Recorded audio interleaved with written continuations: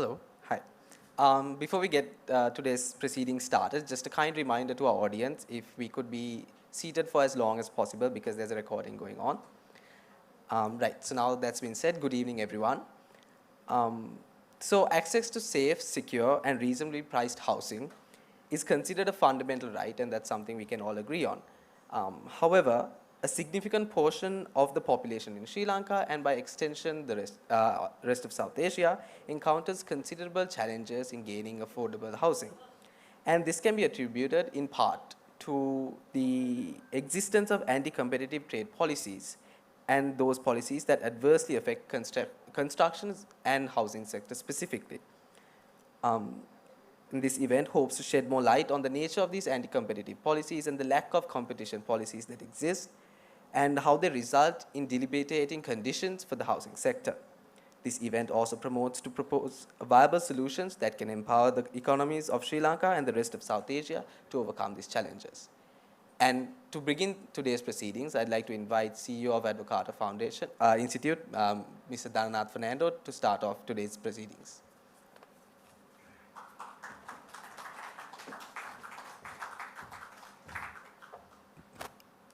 Good evening, everyone.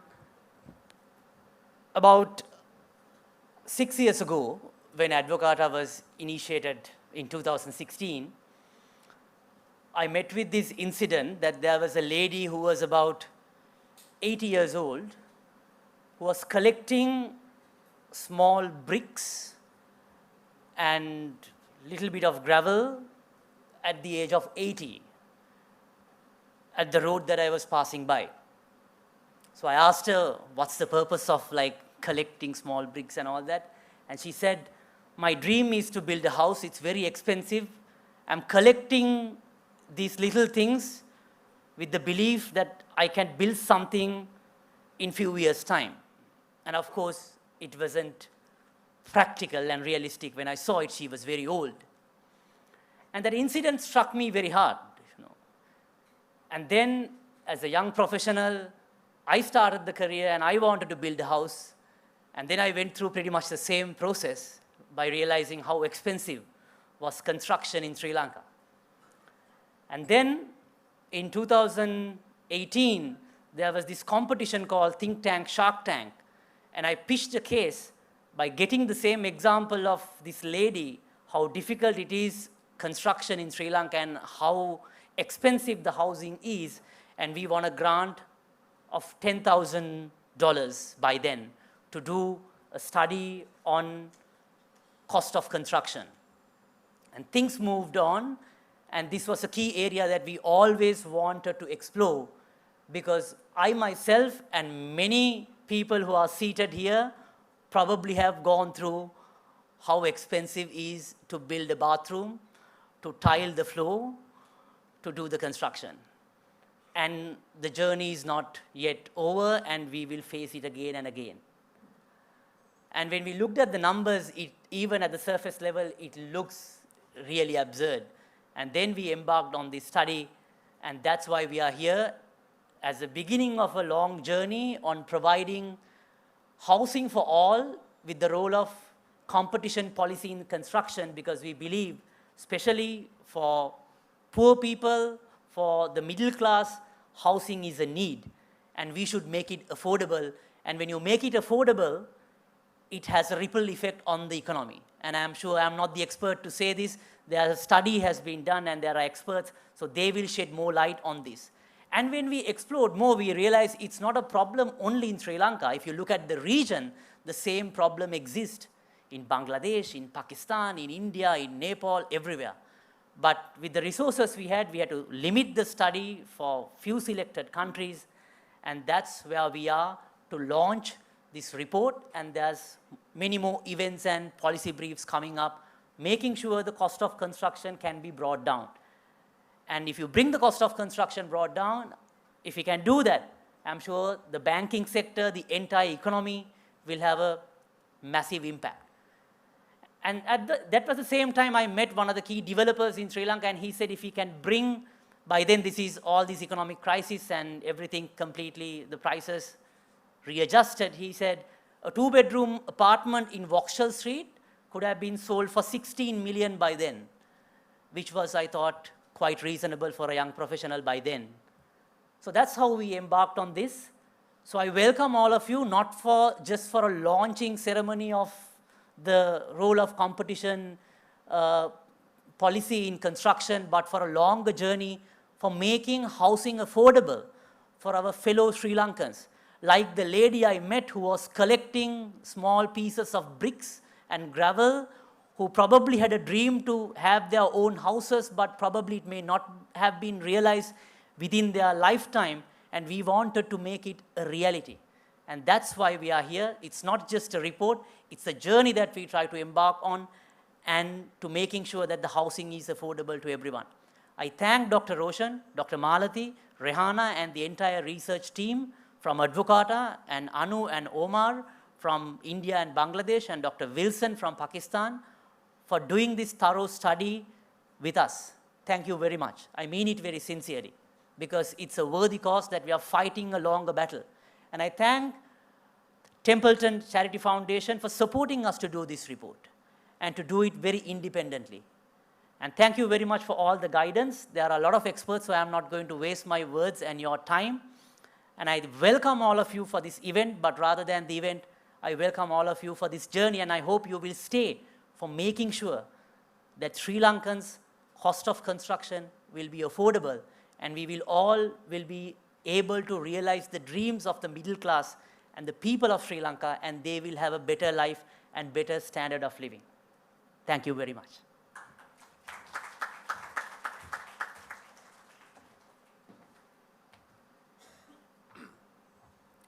Thank you so much, Dhananath, for helping put things into perspective. Now let's delve into Sri Lanka's perspective with a presentation by Dr. Roshan.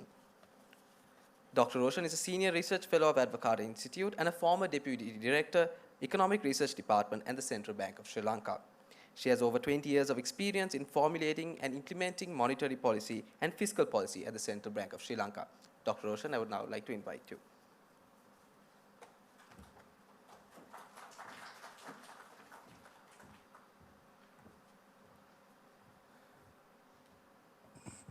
Thank you. I think good evening and welcome to this event. I think Dhananath has already thanked a lot of people, but I also want to thank specifically some people who have been involved in this report. First, I would like to acknowledge the other researchers who were involved in this study.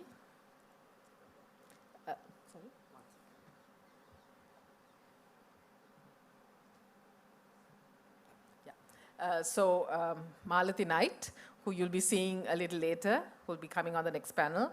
Udahirani Atupattu, Kanishka Veerawalla, Rehana Taufik, who's also going to be here on the next panel, and Ashanti Abbe Sekara, who are also co-authors of this. But I also want to thank Tashikla Mendis for some of the analytical work and all the others at Advocata who have helped in different ways to put this study together. We also would like to thank the Templeton Foundation who supported this research project through a very generous research grant. This is part of a cross-country regional study, the first of its kind actually in this sector, in this region. And so we would like to thank our regional partners, SANEM from Bangladesh, Center for Public Policy Research, India, and Joseph Wilson, who undertook the study for Pakistan, who contributed to the study.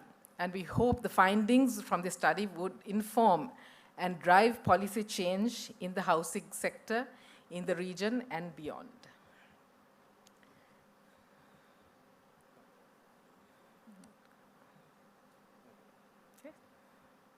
Okay, so to take you through the study, access to safe and secure and affordable housing is a basic human right. It is a pillar of one of the UN's 2030 SDG goals. But unfortunately, it's not one of the rights that are actually put out there or you hear a lot about. And that is, and I think Dhananath explained why we thought it was something important that we needed to look at. So although housing is considered a fundamental human right, the ability of reaching this goal is, the goal set under the SDGs, etc., is very uncertain given the current state in this sector. So in this paper, we examine the current state of housing in Sri Lanka, the reasons for the gap between the demand and supply of housing units. We look at anti-competitive practices in the construction industry and how it impacts the affordability of housing. And finally, we set out some recommendations to address market and government failure in this sector. So just to give you a brief snapshot of what the findings from this report were, basically we found that there was a nexus between trade policy and anti-competitive practices in the construction industry. And these trade practices, or these anti-competitive practices, have affected consumers through higher prices of construction materials, lack of availability of construction inputs, and by limiting choice of consumers. The CAA agency for regulating competitive, and also what we found was that the CAA, which is the agency for regulating anti-competitive practices, suffers from a lack of independence and capacity in terms of taking action against these anti-competitive practices. And so we looked at, how can this agency be strengthened, or what needs to strengthen this agency. And then we look at how we can actually phase out, the need to really phase out some of these restrictive trade practices and improve competition policy. So why is this an important issue to address? We already said that there is a housing shortage, and we did an analysis using the data, census data. There is a housing and population census for 2012. We estimated the gap for housing. Unfortunately, we don't have a more recent data, or we don't have more recent data, as the 2022 housing and population census is yet to be conducted. And based on our estimate, the housing gap in Sri Lanka has expanded by about over 200% between 2012 and 2022. And the highest gaps really are in the urban areas, in Colombo and Gampa, etc., which have the largest shortfall. But if you look at the housing stock that we're talking about from the census, we are actually not looking at the quality of housing. So there was another survey done by the NHDA in 2016, which actually captures the quality of housing. And if you incorporate that, the gap between the demand and supply is even greater. So that is the crux of the matter, really. So because of this housing shortage, if you look at, in terms of an international comparison of housing, the price of housing in Colombo versus other major cities in the region, using this particular index that they use, it's a price to income ratio, which is basically a measure for apartment affordability. So it's apartments, look at apartments, where a lower ratio indicates better affordability, and it's typically calculated as a ratio of median apartment prices to median family disposable income, expressed as years of income. You can see that Colombo has one of the highest price to income ratios in the region. It's even higher than Beijing. But there are certain limitations in this, because we are talking about affordable housing and this looks at apartments. So what we did was we actually did our own calculation of a housing affordability index, which takes into account lifetime earnings of households and the price of a standard house. And here we want to acknowledge the assistance of Professor Tilak Abesinghe, who very generously shared the methodology he has developed to do this with us. So based on this, this is kind of what we looked at. This is the Housing Affordability Index, where we look at the lifetime income of households for each birth cohort, and we look at a time series of prices, of housing prices. And here again, there were huge limitations because it's very difficult to find housing prices in Colombo, or in Sri Lanka actually, so the publicly available data. So we had to go with some bit outdated data in a sense from the NHDA and also from one of the from one of these companies that put out this data. So what this housing affordability index does actually, it implies that, okay, if your housing affordability index is 1, it means your lifetime earnings is sufficient to purchase a house. But of course, then there is no extra income to do anything else, to maintain your living standards. So hence, this household affordability index has to be greater than 1. And the cutoff point that is used to calculate this takes into account, you know, what banks really use to lend, or the rule of thumb that they use to lend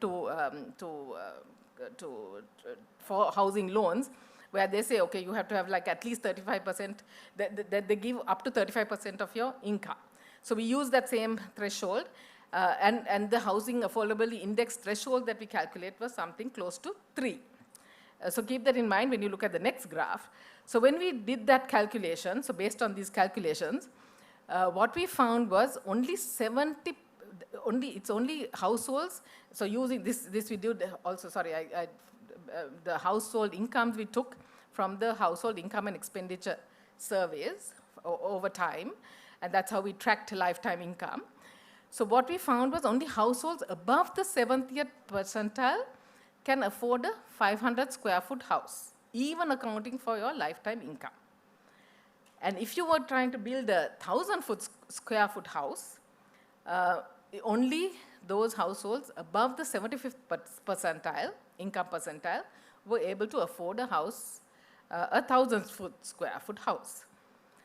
So to understand why housing costs are so high in Sri Lanka, we looked more closer at the key inputs into the construction industry.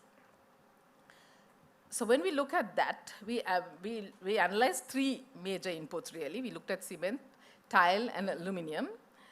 We didn't look at steel. Steel is a big component, but we were told that it doesn't go into exactly affordable housing, but I've just had a chat, and I was told that if it's a medium-rise buildings, actually this would be important, so maybe we can include that in our analysis. So in all 3 input markets, what we find is that domestic manufacturers account for a higher market share in the domestic market, but that this domestic manufacturing segment has a very oligopolistic nature. So there are either 2 or 3 or 4 players in the market. There are few large players, and they dominate the market. Another key feature is that sometimes between these domestic manufacturers, there are players that hold significant market share in other input markets. And these concentrated market shares become more concerning when we analyze this ownership structure. So we just looked at some of this ownership structure, and here what we find is, if you look at the different nodes, if you look at all the nodes in orange, you'll find they refer to all the local tile manufacturers. The ones in purple are the aluminum manufacturers, and the ones in maroon are the holding companies. And what we see here is a significant cross-ownership. Out of the 4 tile manufacturers, 1 holding company owns the largest 3. On top of that, this ownership structure has led to backward and forward integration in the value chain. So they own the mortar and grout companies and packaging companies. And in the aluminum sector, the 2 holding companies own the largest 2 companies operating in the market. So analyzing this ownership of these 2 holding companies, we see that a single entity or firm has a majority stake in these different industries. And this has led to certain anti-competitive practices. So what were our major findings really? So based on this market share and ownership structure, we find that there's little competition among domestic manufacturers. So any competition that can come has to come from imports. However, what we found when we analyzed trade data, we found that the trade policies have resulted in these firms actually being protected from imports through high tariffs and para-tariffs. For example, if we take an example of the tile industry, the effective protection rate or the effective tariff rate, not the protection rate, effective tariff rate on tiles exceeds something like the 83%. And out of that, 50% of it comes from the cess. Because the domestic manufacturers only pay the VAT. Right? So at that, when we did the study, it was 8%. Now, of course, it has gone up to 15 and it go up at 18, but still at that time, it was only 8%. So you can see the huge disparities. Again, cement, in the area of cement, importers are levied a cess, but local producers are exempt. The other thing we found was there are these various ad hoc policy changes that have happened, particularly on the trade sector. One is the sweeping bans on imports. Of course, that was in response to the COVID pandemic. But it basically drove out importers almost overnight. And several changes to and there have been several changes to these banned products, which has, had created distortions in the market. The other one, of course, also there have been various industrial protection that has been given to these sectors. So there's an Industrial Protection Act, which was enacted in 1949, I think, which gave protection to the ceramic industry. Similarly, in October 2013, the government introduced a policy limiting cement, or one cement factory per port. And this again was to protect the domestic players. So you can see that all these really have resulted in protection to the industry. The other one is also that some of these items have been included as in a negative list in some of the FTAs that we have signed with, particularly with India and Pakistan. So all these have actually resulted in protecting the domestic industry. But then what has been the impact of these for consumers, for people who are actually trying to build a house? So from the consumer welfare point of view, what we see is that from all these market structures and industry practices and trade policies, the main impact has been on low-income earners who are most sensitive to price changes. So look at cement first. We see that when there was a restriction on cement, this basically first,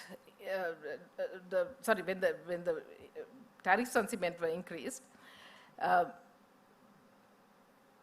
because of the difference between the effective tariff rates between for clinker, which is for domestic manufacturing, versus for the import tariffs for importers, basically it completely wiped out the imports of bagged cement, which is what is imported.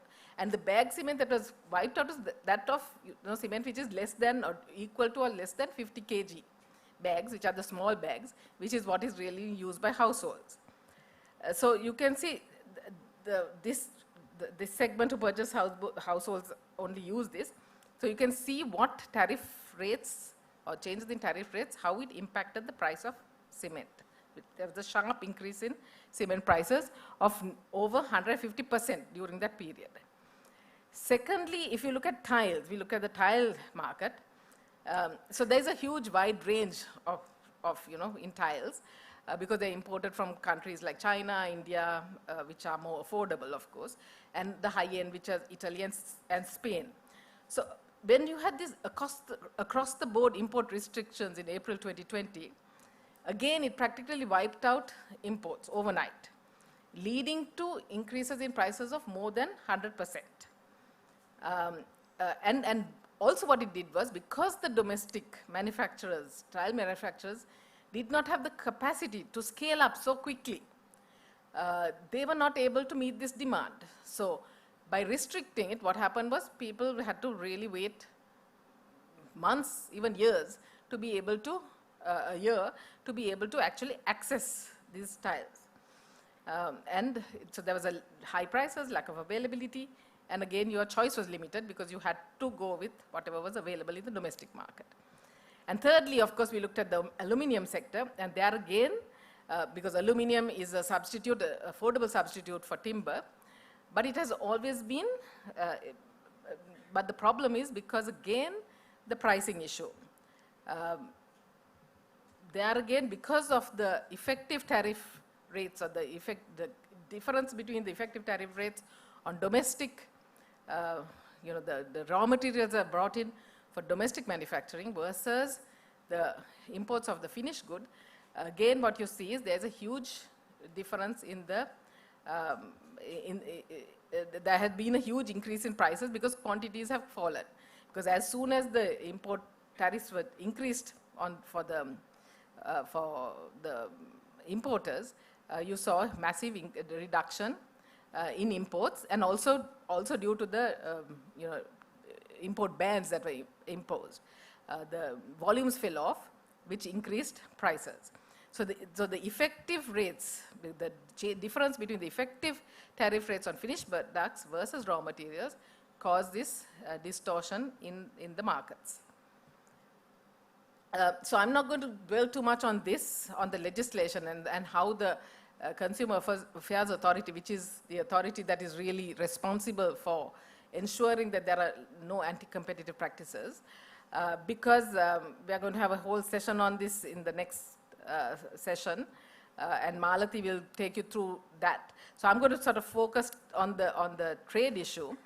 So looking at the conclusions and our policy recommendations. So the major limitation of the study that we had was there was a lack of case data on actual anti-competitive practices in the industry.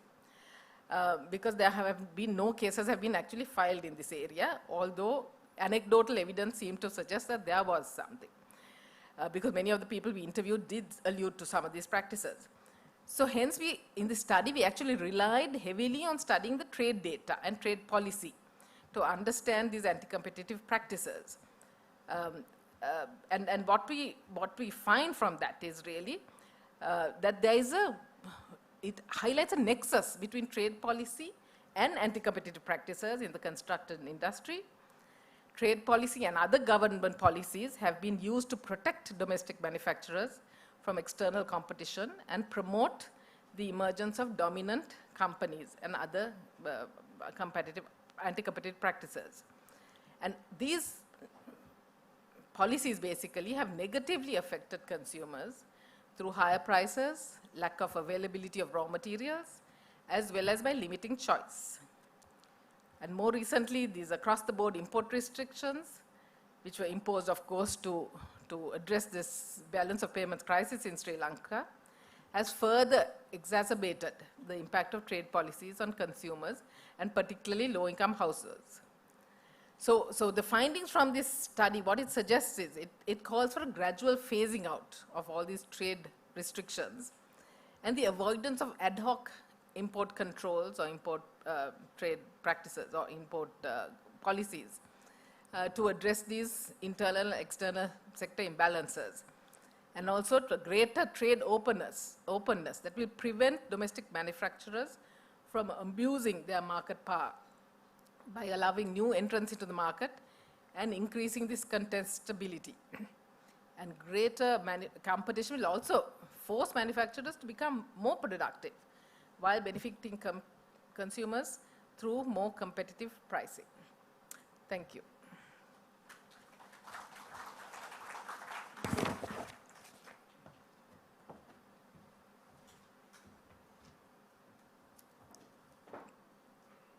Thank you, Dr. Roshan, for sharing those interesting insights with us. Following that, we now have an engaging panel discussion focusing on Sri Lanka's housing concerns. Joining us virtually, our first panelist will be Professor Premachand Advocata, who is a professor of economics at Arden Corden Department of Economics, Crawford School of Public Policy, Australia National University. He is an honorary professorial research fellow at the School of Environment and Development at the University of Manchester. Next, joining us, we will have Engineer Tilak Premalal, who is a seasoned professional in the construction, building, and engineering industries, boasting extensive experience in these sectors with affiliations to esteemed institutions such as the Institute of Chartered Accountants in Sri Lanka and the Institute of Engineers in Sri Lanka. Tilak serves as the Chief Executive Officer at the National Construction Association of Sri Lanka, and additionally, he holds positions as the Executive Director at the University College of Construction Technology and the Advanced Construction Training Academy. Next, we have Mr. Atula Amarasekara, a Singapore-based architect and town planner who made significant committee contributions at the Singapore Institute of Planners from 2003 to 2011 and was pivotal in reshaping the Urban Development Authority in Sri Lanka. His expertise in crafting sustainable real estate models attracted global investors to key projects like Cinnamon Red and the Altair Towers. And this session will be moderated by Dr. Roshan. So if you could join us on stage, please.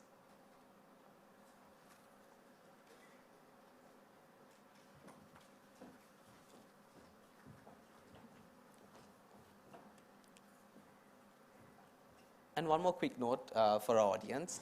There'll be a QR code that will be displayed on screen where you can scan it and send in any question to our panel, and Dr. Roshan will be able to moderate those questions for you. Thank you, Akila. So to kick start, you just listened to our presentation on this issue. So Mr. Tilak Premlal, I'll just put to you, what does this landscape for affordable housing look like in Sri Lanka right now?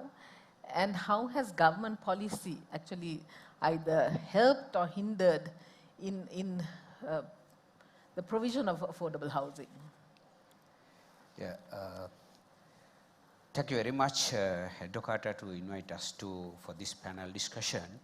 And it's a timely, very important topic in this country, this affordable housing in Sri Lanka. Actually, a lot of things we learned from your research study, and what our focus is to where the barriers taken place in this country to why we cannot go affordable housing in Sri Lanka. Actually, this current situation is concerned. Now the construction sector entirely fallen down in the country. There are many reasons due to the things from COVID, and there are economic crisis, thereafter economic crisis, and then now the currency situation, we are facing the foreign currency non-availability. There are many reasons. Due to those reasons, now the construction almost stopped in the country.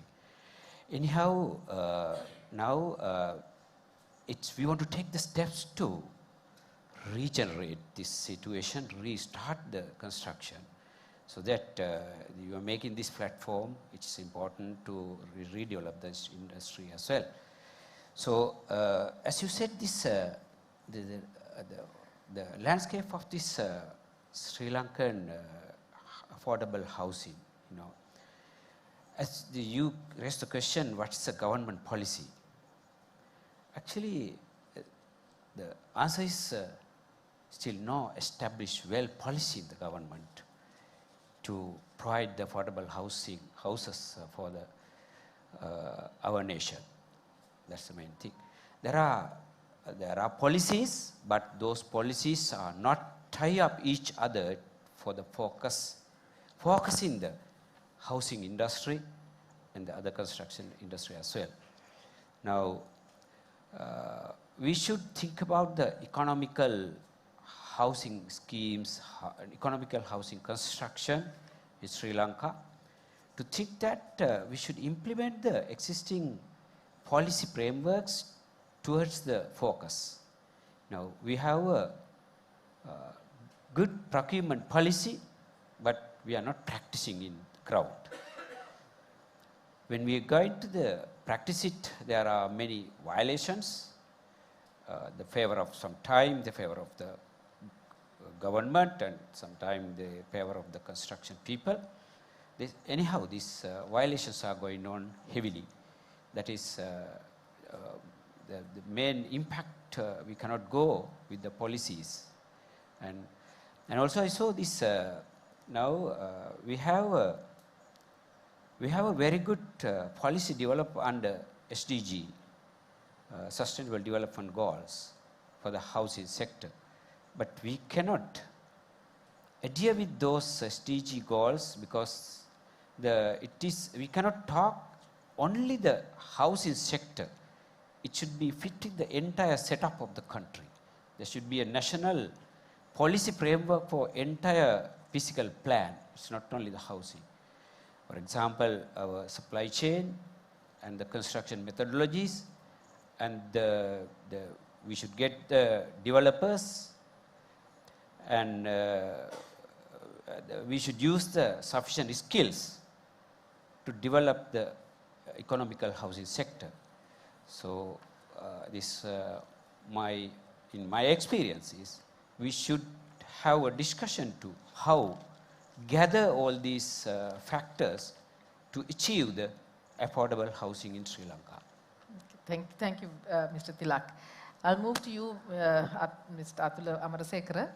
So in our analysis, we found that sort of 75%, only 7% people over the 70 percentile, in terms of income percentile, could afford a basic house, and that's a 500 square foot house, when accounting for lifetime income. So in your opinion, why is the cost of housing in Sri Lanka so high compared to other cities in the region? Because I think you work in other cities as well. Why is our housing cost so high? Why are our housing costs so high? Dr. Roshan, let me thank Muttasa and the Advocata Institute for inviting me. Okay, but let's go back a bit backward. I remember 40 years ago sitting in that room, Dr. Susil Sirivadara saying, this industry has no role to play in the national housing empowerment. We were converting thatch roofs using local vernacular tiles. That was our first phase of affordable housing. We've now gone beyond that. Everybody basically has a leak-proof roof. Aspirations have increased. But we also must recognize that compared to the rest of Asia, we have the lowest urban-rural migration. That's a positive in our context. So in that context, we have a very little of these problems India, Bangladesh, Pakistan has. But with the provision of the basic housing requirement, then comes a little bit of urban migration. Then we encounter that 2009, we had the major floods. And the urban development of Colombo requires you to go up onto medium rise. Then comes the expansion of the post-war 2009 onwards. You see the city of Colombo developing and so on. In parallel, what you'll find is that the industry players, the same guys you mentioned, they were holding positions of power in the BOI. Then they put in all these instruments in play to create that monopolistic environment that existed. So let's look at three aspects of this housing cost. One is the construction cost. The other one is the interest rates. The third price is land costs. So we had no land supply in the city. So what has happened today, what was 5 million then, is today 18, 20, 25 people asking. So what did the affordable housing component do? They migrated towards Gampaha, Kottawa, even beyond. And even beyond. And so that what has happened is that the travel times have increased. So the overall national productivity has decreased because of this increased cost and the three factors coming together. But what's causing this? Compared to, in the meantime, we have seen China explode in production. We've seen Thailand going into major production, Vietnam, Jebel Ali, and so on. Instead, we went in the reverse direction. We protected and we did not see that expansion of industry happen.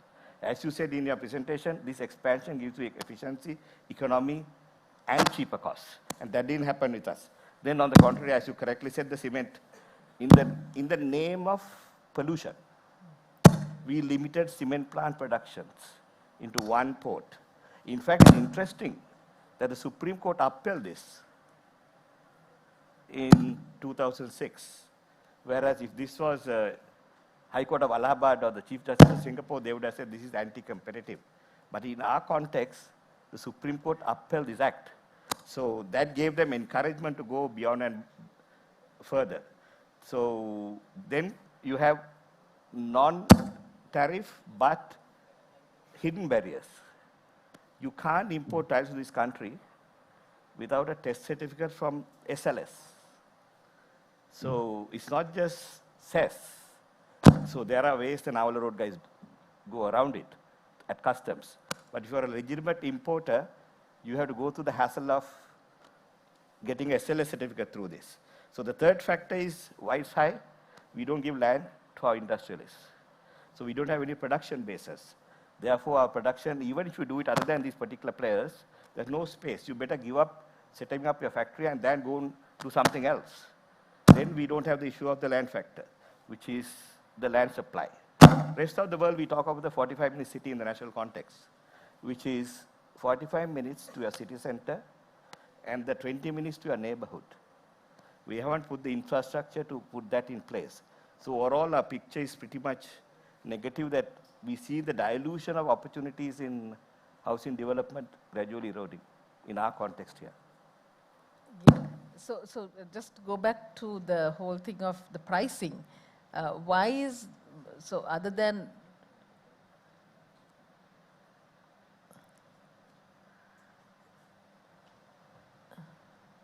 so what can be done? I mean, how have other countries really addressed this whole issue of pricing and making housing more affordable compared to Sri Lanka? Okay, firstly, as I said, you've seen Guangzhou or the Chinese Pearl River Delta.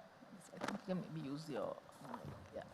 Pearl River Delta exploding into production. You've seen the entire belt of Thailand in the Gulf of Siam getting into production.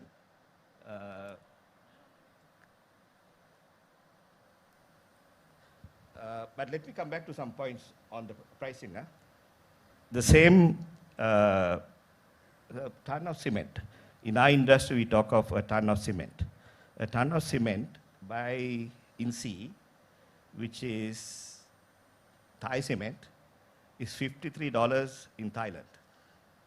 Can you guess what is here? It's 114. Singapore BCA statistics, a ton of steel in Singapore bent is $560 US. How much is it here? 760. A tile which we don't produce the high quality tiles. The low quality we produce here in Singapore is 1/4 the price of tiles.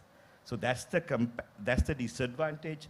The industry, whether you are in affordable housing, whether you are in middle class housing, whether you are building hotels, whether you factories, that's the cost structure we have to face with. So, and unless you get through this, increase your land supply for industrialists, and then you get around the other factors like in the construction industry, metal. We have the highest, ready-mix concrete price in Asia. Our ready-mix price is more than Singapore. Singapore imports from Indonesia and Cambodia, stores it and issues. Even through domestic production, we cannot actually give a price even nowhere near, because we have effects of corruption, we have issues of limitations of permits and so on in the metal industry, or what we call the aggregate industry. So unless we get through all this, it's pretty much difficult to bring this cost base. What you can do, maybe you select segments of industry and give that benefit without the cess and the pal to those industries. Let's say somebody goes into a urban affordable housing scheme. That can be exempted from all these and then gone through. But what's happening is exactly as you said, when we as designers come with an innovative way of doing things, like instead of reinforced concrete, we do structural steel, which is I section of steel. The same players would go to the treasury and say, put that I section into the negative list again. So that's where it is, in reality, where we are now. Okay, thank you, Atul. That was very interesting. I'm going to move to Professor Premachanda Atukorale. Sri Lanka has had this long history of trade protection. So what has been the impact?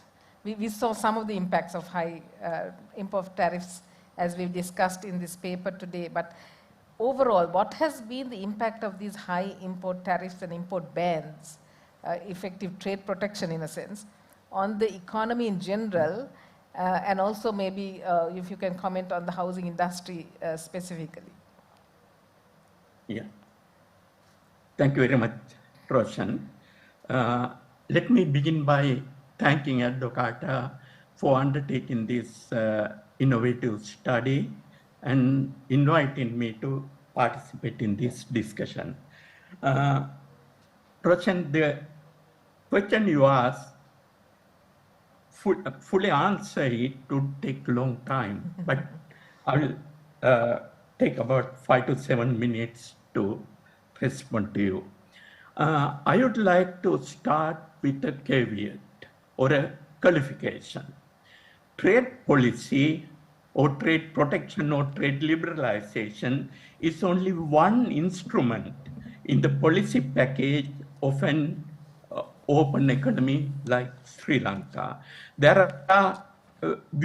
Therefore, we cannot discuss its impact on housing affordability or generally about the economy without talking about the other related policy components. Let me briefly mention these other accompanying policies which would eventually determine the outcome of trade policy in achieving our objective. Firstly, and most importantly, exchange rate policy. There is evidence that trade liberalization become palatable only if it is accompanied by exchange rate policy. Say you can reduce tariff in order to export the domestic industry to world competition, but that policy is not going to be very palatable if you do not keep the exchange rate at realistic level because they are complementary policies. Then foreign direct investment. Actually, this is something I learned through various studies in East Asian countries. If you open the country to foreign investment, especially export-oriented foreign direct investment, actually tariff policy impact can be moderated simply because for a foreign investor coming into the country consider international competitiveness of its production, not only the existing tariff in the given country. If you think about our ready-made garment industry, ready-made garment industry started thriving after the economy was open and export-oriented investors came into the country. If you consider the entry of Martin Trust, the manager of Mast, the global company, which entered into the country and set up more than 14 companies with Brandex and Mars Group, right? After doing that, actually the industry become internationally competitive. Therefore, tariff didn't turn out to be a very important factor because foreign investor consider international profitability, not the competitiveness specifically, even the selling in the domestic market in the given country. Then you have accompanying policies to support export-oriented industries compared to import competing industries. For instance, in countries like Korea and Taiwan, they had high tariff levels, but at the same time, they had very efficient import duty rebate scheme to encourage export-oriented firms to operate efficiently. Finally, as you correctly mentioned, domestic competition policy is equally important. Trade policy, as I am going to explain later, is not a substitute for competition policy. If there are monopolistic elements in the domestic market, trade policy has to be combined with efficient competitiveness policy. Some of the diagrams you showed clearly shows that prices remain virtually unchanged until the quota regime was introduced recently, regardless of changes in tariff. Simply because there are oligopolistic elements in the market. In fact, one single company dominating many industries eventually helped them to keep their prices independently of tariff policy. Now, with these caveats, let me turn to Sri Lanka's trade policy. As all of you know, we had a draconian control regime until 77. But most important point is that during that regime, quantitative restrictions, direct licensing, and import prohibition were the dominant policy instrument used. Tariff was there, tariffs were basically dormant. What is the difference between tariff and quantitative restriction?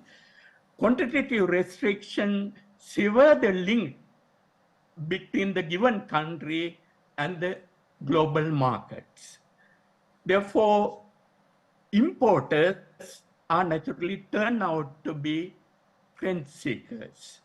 They have limited amount of available import quota. They price them exorbitantly. That's what happened during the period before 70. Now, when you look at tariff, actually tariff is much more market friendly. Now, once the tariff are imposed, importers are permitted to import goods without government intervention at the tariff-ridden price. In other words, prices are going to be a little higher domestically when you take into account the tariff, but there is no that trend-seeking element. Therefore, availability of import increases and the prices remain moderate at the level of tariff inclusive price. Now, with that background, look at what happened in 1977. Many people think that in 1977, country was unnecessarily exposed to world competition, which is a real interpretation. What happened in 1977 was shifting from quantitative restrictions to tariff. We have done a detailed study for the World Bank during that period. Actually, the initial tariff levels in 1977 ranged from 0 to 225. Right? There were 7 tariff bands, different tariff levels, starting with lower tariff for intermediate import, higher tariff for final good. Then we estimated effective rate of protection. That is the better indicator of protection. It takes into account end product tariff and intermediate product input tariff faced by a firm. Actually, one can increase production not only by increasing end product tariff, but also reducing intermediate good tariff used by a firm. Therefore, to get a realistic picture, we need to combine the two. The indicator which does that job is called effective rate of protection. We calculated the effective rate of protection in 79, it was 137. In other words, domestic import competing production was 130 times more profitable than world market price level production. But see the difference.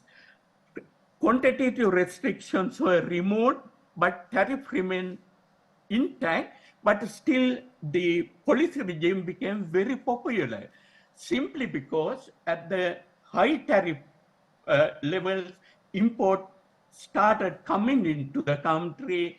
The import starved economy, which remained starved of import for 2 decades, became very receptive to the reform process, and the reform process turned out to be very popular.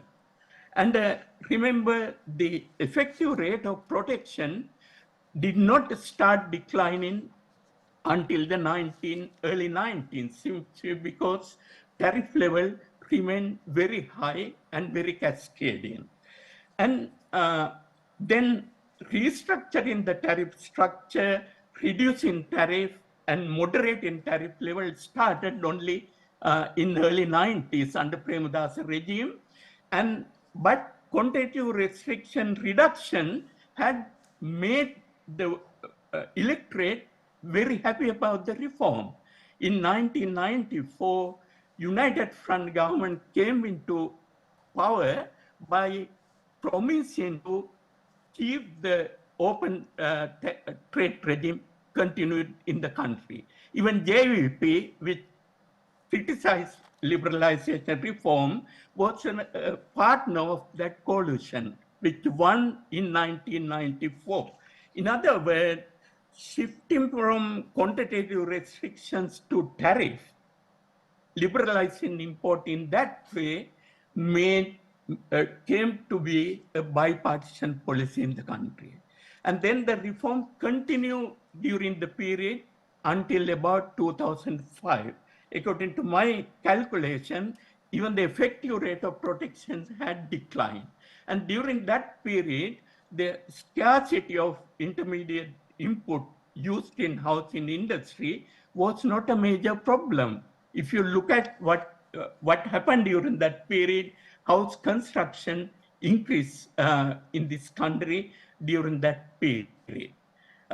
Tariff remained at moderate level and gradually declined, but quantitative restrictions which created rent seekers in the country in input trade virtually disappeared during that period. Then what happened was from about 2005, there was significant policy backsliding from the liberalization reform. Partly because of the civil war, government wanted to turn to increase revenue from increase in tariff, but there were ideological reasons as well, which I'm not going to talk about. And particularly after 2009, after the civil conflict ended, this policy reversal continued to happen in the country. Since we were a member of the WTO, we were not permitted to increase tariff. Then we introduced tariff in disguised names, cess or para tariff, because they are, by nomenclature, they are different from tariff. But protection increased because of adding these various tariffs into the system. Then the prices started again increasing. We can look at historical data and see actually what happened. Now, then the effective rate of protection had declined from that $100 level to about 35 by 2000. But again, it increased to about 47 under the Rajapaksa regime and the subsequent period during the period after the ending of the ethnic conflict. Then came the COVID. When COVID came, government wanted to find a quick way of addressing the terms of trade, balance of payment shock. They turned to quantitative restrictions. Now, your figures clearly show what happened. Now, in the three industries you covered in that study, prices increased from about 90 to 150% in some cases during that period. Again, think about the point I made earlier, the difference between tariff and quantitative restrictions. Once quantitative restrictions are imposed, the domestic market is severed from the world market, then it creates rent seekers. But on top of that, what happened in Sri Lanka was we did not have an effective mechanism to implement competition law. Actually, the particular institute, what you call ACC, or the Consumer Protection Authority, they remained silent. And then the prices skyrocketed, and it was backed by the monopolistic and oligopolistic elements in the market.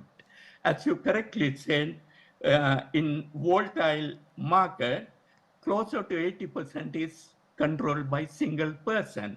And he was very happy why COVID came. When the quantitative restrictions were imposed, he exploited the possibility, and he became a huge rent seeker in the country at the cost of the house builders and other consumers. There is one uh, point you may want to explore in this study. According to the tentative data I have seen, domestic cost structure did not change much to justify 120 or 150 increase in prices of volatile or cement or aluminum during that period. Definitely, there had been price manipulations more than what is warranted by the actual scarcity situation. I mean, this should be the focus of competitive policy. Now, this point clearly support the point that trade policy per se is not going to help. Even when the tariffs are low, sometimes the importers, the monopolistic producers in the country can manipulate prices. At the same time, quantitative restriction is a draconian policy tool. Once that is implemented, the domestic monopolistic elements become strengthened and they become real rent seekers. I'll stop at that point. I'm not quite sure whether I have taken more than required time. Thank you. Thank you very much, Professor Atukorale, for a very comprehensive answer. And just to your point on the fact that domestic prices did not change, or the cost structures did not change, I just was sent a table looking at the profitability of some of these companies, and they've actually gone up like 3 times during that period over COVID. So we can see that actually, though the cost structures didn't change, their profitability did increase during that time. Moving on to you, Mr. Tilak. We talked about mostly on the trade practices and how they have resulted in anti-competitive practices due to trade policy. But I think you deal a lot with government-funded projects, housing projects, etc. What are the other type of anti-competitive practices you've seen in the industry, and how has that affected on affordability of housing? Well, actually this, our main barrier is our developments still continue with the traditional developments, for example, roads, house, everything. That's also mainly effect for the competitive prices, for example. Still we are using roads. We have not developed the villages. We have not developed the communities. Still, the traditional communities, we are supposed to develop the communities, but we are not starting the community developments. For example, in Singapore, we know Singapore, they identify the areas where the community should develop, and they develop with all the facilities. And now, what our system is, Sri Lanka system is, if any government wants to give some houses, they are just going and select some existing village and develop few houses and distribute it. It's not the way. If we develop the village or community area, we can develop the economical way. For example, we have we should develop the system. It's a utility system, drainage system, and the energy system, to provide the community requirement. But we have that kind of development. We are supporting only the existing, even roads, even buildings, everything. Now, we should get the policy to develop the communities rather than support into the existing systems, one thing. Other one, we should identify the, we should use proper technologies to get the affordable pricing, right? Still we are using, for example, for housing construction, still we are using formwork, the traditional formwork, right? But we should, now the developed countries in Malaysia, Singapore, they have a standard housing dimensions, housing methods. They are using standards system and they are using standard skills, standard technologies, construction methodologies. Everything is updated with considering the price involvement and the cost involvement. But in the Sri Lanka, in the construction sector, we are still following the traditional systems, traditional methodologies, traditional skills. We should avoid these things now. We should totally divert with the technologies. Then we can go for the reasonable price. Okay, thank you. Before I get on to the next question, I want to remind you that you can always send in your questions. I think there is a QR code available. And so please send in your questions, because after this round, I'll just open it out for questions from the audience. You can either ask it from there or you can always send it in. So please make sure that you send your questions. Mr. Atula, I just want to ask you how, I think Mr. Tilak talked about, the kind of the construction, the methodologies or the methods that we're using are outdated compared to other countries. So how can the construction industry itself assist in terms of making housing affordable? Is there a role for the construction industry? Yeah, I think construction industry is one of the three elements of affordability. One is interest rates, which either the government has to pay or the purchaser has to pay, which is beyond this discussion, which is more of interest rates and so on. The second factor is land price and land policy. Can we move towards the land policy where we set the price for land use and the quantum we built? Instead of everything, say, down Union Place, we are saying 20 million. What is the price difference for a luxury accommodation in Union Place against affordable housing in Colombo? So land price. Then comes to the construction issue. I think you dealt with all the issues that deal with it. But I want to make a distinction here. What you call manufacturers here, the three segments you put there, they're actually not manufacturers. They're actually processors. 60 to 70% of their inputs are imports. And these are guys who actually inflate that and send more money out than probably they declare in their books here. So these processors are actually, if you look at, we don't dig limestone in Putlam anymore. The steel component, the aluminum component is, we bring bulk and we process. So that, if you can create competitive environment for them by looking at the industrial estates like Jayala, Ekal, Ratmalana, can we revitalize them? Can we bring new players? Then you can actually bring, supply always lowers the price. It's fundamental theory. So if you can create that environment where entrepreneurship can thrive, if you take Vietnam, China, UAE, you can walk in and get a piece of land for your industry.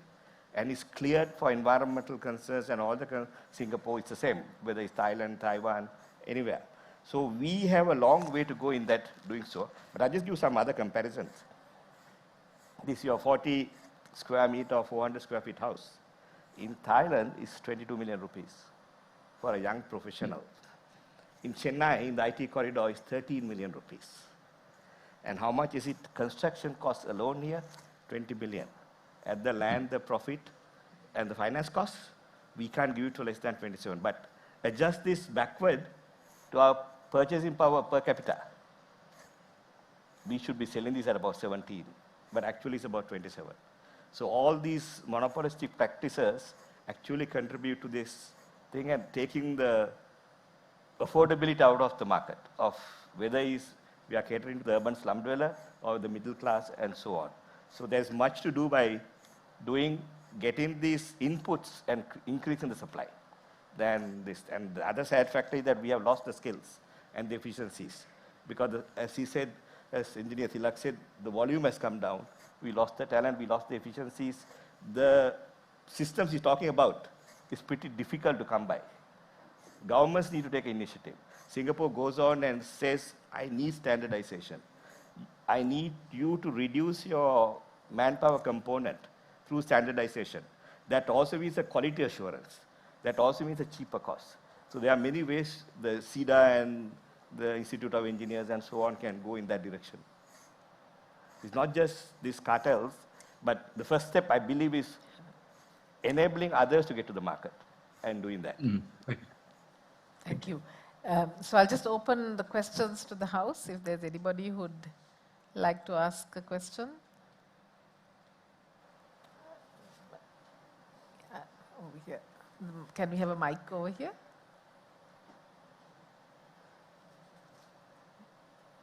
Could we have a mic over here, please?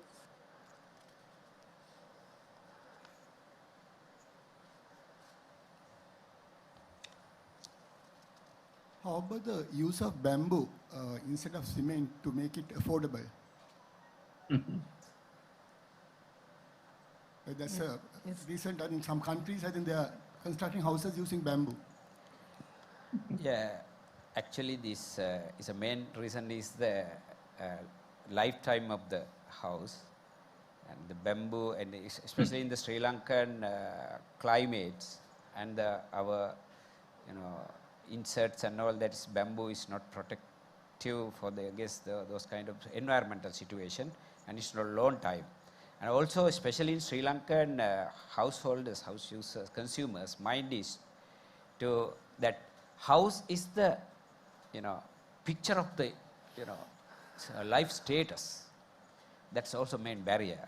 Actually this we are trying last 15 years to introduce the studio flats in Sri Lanka. Even not bamboo, studio flats in Sri Lanka. Now Japanese, they are practicing well because we have planned for two kids in family, but planning for 5-6 bedrooms in the house. In that kind of attitude in our nation, so that's also one barrier. So very difficult to introduce that kind of things and environmental effect and change the attitude of the people, also difficult. But I heard that using boron treatment makes it long-lasting. Yeah, when we start, if you think that bamboo, even now the bamboo availability in Sri Lanka is also not sufficient enough for if you go for the housing, then we don't have a land for the bamboo development. Bamboo price will go up because cement production. You think now cement, as he said that the Asian region highest market in the cement in Sri Lanka, but we have a cement raw material, entire Jaffna Peninsula, we have 100 years cement raw material, and even that situation, we have no able to facilitate the cement production, sufficient cement production in Sri Lanka. Do you think that if the people change mind to build their houses in bamboo, will it be enough for this production? I don't think that we cannot facilitate that. Thank you. They have a lot of questions. Yes, Murtaza has a question. My question is to Professor Atukorale. Can you clarify this term effective protection? Yeah. Because my understanding is that you take the border tariffs, including para tariffs, and you divide by the value addition of the firm. Because when we were engaging with the Center for International Development, Professor Robert Lawrence, he said that's how to think about it. Because if a firm is adding say 40% to a product, most of our companies add less than 40%. Yeah. then you have to calculate tariff protection as a proportion of the value addition. Yeah. My analysis is that actually the effective tariff protection is 200%. Can you weigh in on that? Yeah. Now, can you hear me? Yes, Yes, sir. Professor. Now, actually, effective rate of protection is a well-known invention of an Australian economist, Professor Max Gordon, who passed away 2 weeks ago. Now, basic concept, actually always when you measure the impact of protection, you need to measure it on the basis of value added, right? Because the value added is basically the percentage contributed by a firm to the national economy. Then value add, effective rate of protection verbal definition is basically to what extent the tariff impacted value added in a given country is higher than when the value added is calculated at the world market price, right? The world market price calculation is the base of the value added. Then the value added we need to calculate in terms of the tariff ridden price. Now, there we have to take into account end product tariff as well as intermediate tariff. Suppose you want to promote shoe production. You can promote local shoe production by increasing end price of the product, that may imposing a tariff on the imported final good, at the same time lowering the import cost. When you reduce the intermediate import cost, the same effect is on value added compared to increasing the final good tariff. Therefore, you take final good tariff and the input tariff. Inputs can be many in the production process. You need to use an input-output table to calculate the import tariff, and then you have the end product tariff. You combine it with the value added in order to calculate the effective rate of protection. This is the, when you do that, the effective rate of protection can be more than 100, right? Sometimes it can become negative if the input tariffs are higher than the end product tariff. There are some cases even in Sri Lanka, effective protection can be negative. Whatever the reason, the basic technique behind it, the basic idea is that simply by focusing on end product tariff, you can't understand the actual protection enjoyed by a firm. To take an example, consider the volatile production. As Roshan said, volatile total tax is 83%. I'm not going to take entire 83% because value-added tax is applicable not only to imports but also domestic produce goods. Therefore, nominal rate of protection on volatile is 83 minus 8% value-added tax, which is about 75. Now, think about input tariff. Input tariff is virtually zero for intermediate goods. Then think about value added in this industry. As the previous speaker said, they are importing huge amount of intermediate good. Therefore, the value added ratio can be about 20 or 25%. Then if you use that and combine everything, I think for volatile protection can be more than 150%. Thank you, Professor. I have a follow-up question. I mean, you clarified this is... Now, there is an argument that by protecting these industries, we are saving foreign exchange. That is Right. the narrative that is put across. Now, Yeah.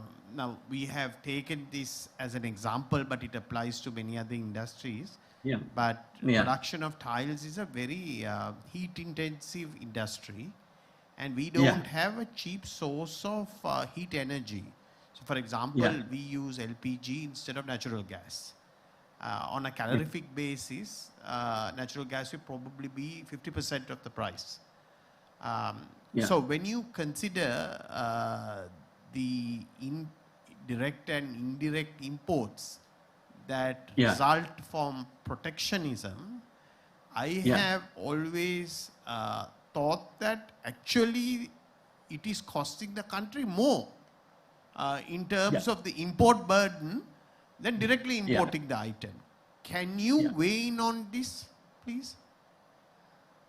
Yeah, actually, this is a very important point. When I read the report, I thought that why you did not calculate the net foreign exchange saving of these industries, right? As you correctly said, when you consider the input cost and the benefit they get from tariff and everything, and more importantly, employment. Now, these industries, unlike ready-made garment, is not very labor intensive, right? Highly capital intensive and energy intensive. When you take all these things, net foreign exchange addition to the country can be even negative. Actually, this reminded me an important study done by one Dr. Vanigatunga. He was at the Central Bank Research Department long while ago about our tire industry and steel industry during the controlled regime. These papers are available in Sri Lanka Central Bank staff studies. In both industries, according to his calculation at that time, even though the government was telling that these industries held balance of payment issue, but they were net foreign exchange drains on the country at that time. I think that methodology can be used for tile industries, perhaps not cement, aluminium. You can prove that the net foreign exchange earnings is negative. I saw in the newspapers recently, in order to promote cement industry, again the government introduced some duties recently, cesses, right? 5 rupees per kilo. This is ridiculous policy. Think about the massive exchange rate depreciation in Sri Lanka during this period. These industries might be benefiting hugely from that massive exchange rate depreciation. In that context, giving another tariff concession is a wrong policy. I think we need to look at all these factors and extend this analysis to calculate net foreign exchange earning as well as employment generation. If you take all these things, we can make a strong case for doing something about the manipulation they are doing in the price structure of the country. Thank you. Thank you. Thank you very much. I'm just going to go to some of the Slido questions. We've got a lot of questions. Just to tell you that there are some questions on how can we address these monopolistic practices in the construction industry. I'm going to hold off on these because that's going to be the next panel will, I think, discuss these more in detail. So I'll hold off on those questions. But there are some other questions that I'd like to ask from the Slido, what we have received here. So Mr. Tilak, there's been a question here saying, has the government's direct involvement in the construction industry, and I would say not only just housing, led to issue with affordable housing because of in terms of access to materials, particularly construction materials? Has there been a sort of a conflict in that sense? Because it has sent up the price of construction material and even labor costs. Could you comment on that? Yes, actually yes. The government direct involved this sector, you know, especially in the tile issue. Last time this in the import tile price was, we had a very high grievance in the construction sector. Imported tile price is like 1/4 is the imported tile price. The local price, manufacturer's price is 4 times higher. Then that was because tile is around housing construction, around 12% involvement is there with the tile. And that kind of things is there, right? And also, And you get double the quality. yes, double the quality as well, yeah. And as he said that the government has taken the decision to stop the going out of the foreign currency, but that point is there also, right? And what the other question you asked is? No, so with the government's involvement in construction itself, so not only in the housing sector, but just in construction in general, Yeah. whether that has driven up the Yeah. cost of. Actually, this government should bring the more and more developers. Government should make the path to bring the developers, especially in the housing construction sector. But our foreign direct investment policies and all that is, and government having more corruptions. I'm saying this because we have experience. So most of the unsolicited project proposals went on this last period. Some of the very high authorities involved to bring the unsolicited project proposals. Those kind of things also affected to the housing prices in Sri Lanka, and this government is there. Okay. And Mr. Atul, just the last one on government regulations. I think that there's another question saying, do the building regulations and approval processes drive up housing costs in Sri Lanka? And how would you compare that with the rest of the region actually? Building regulations actually not necessarily drive up. It's a time cost of delivery that affects. We have a longer period of processing. In that time frame, the cost can go up. Otherwise, our regulations are pretty much the norm elsewhere in the world. But there are some of the regulations, yes, but not per se, other than we have a very long drawn process of approval. That draws this thing. But the government's issue is something else. Is your consumer authority is the adequate medium to cut this? Or do we need a particular antitrust agency to cut this? The antitrust agency can mean Sri Lankan Airlines blocking budget airlines coming, or tile industry, cement industry, and so on. Because the perception of the consumer authority is bread prices and consumer matters. This is a far more deeper, which involves series of lawyers and legal studies and international studies that the government can do. Then the other thing on the government regulations is the BOI. Should we actually break this animal into three? The biggest handicap today in production, I can declare openly, is the BOI. We work with large manufacturers in other sectors. They have departments to deal with BOI. What does the SME guy do? He runs away. So BOI, should it be broken into promotion, to answer that part of the question, run the industrial park separately? And this engineering department, which is actually running together with these industries, is a big question that you have to address. Okay, we've just got a few more minutes left, and I'm going to give you each sort of maybe 1 to 2 minutes to wrap up. Sorry, there's one more question. Okay, I'll just take that last question then.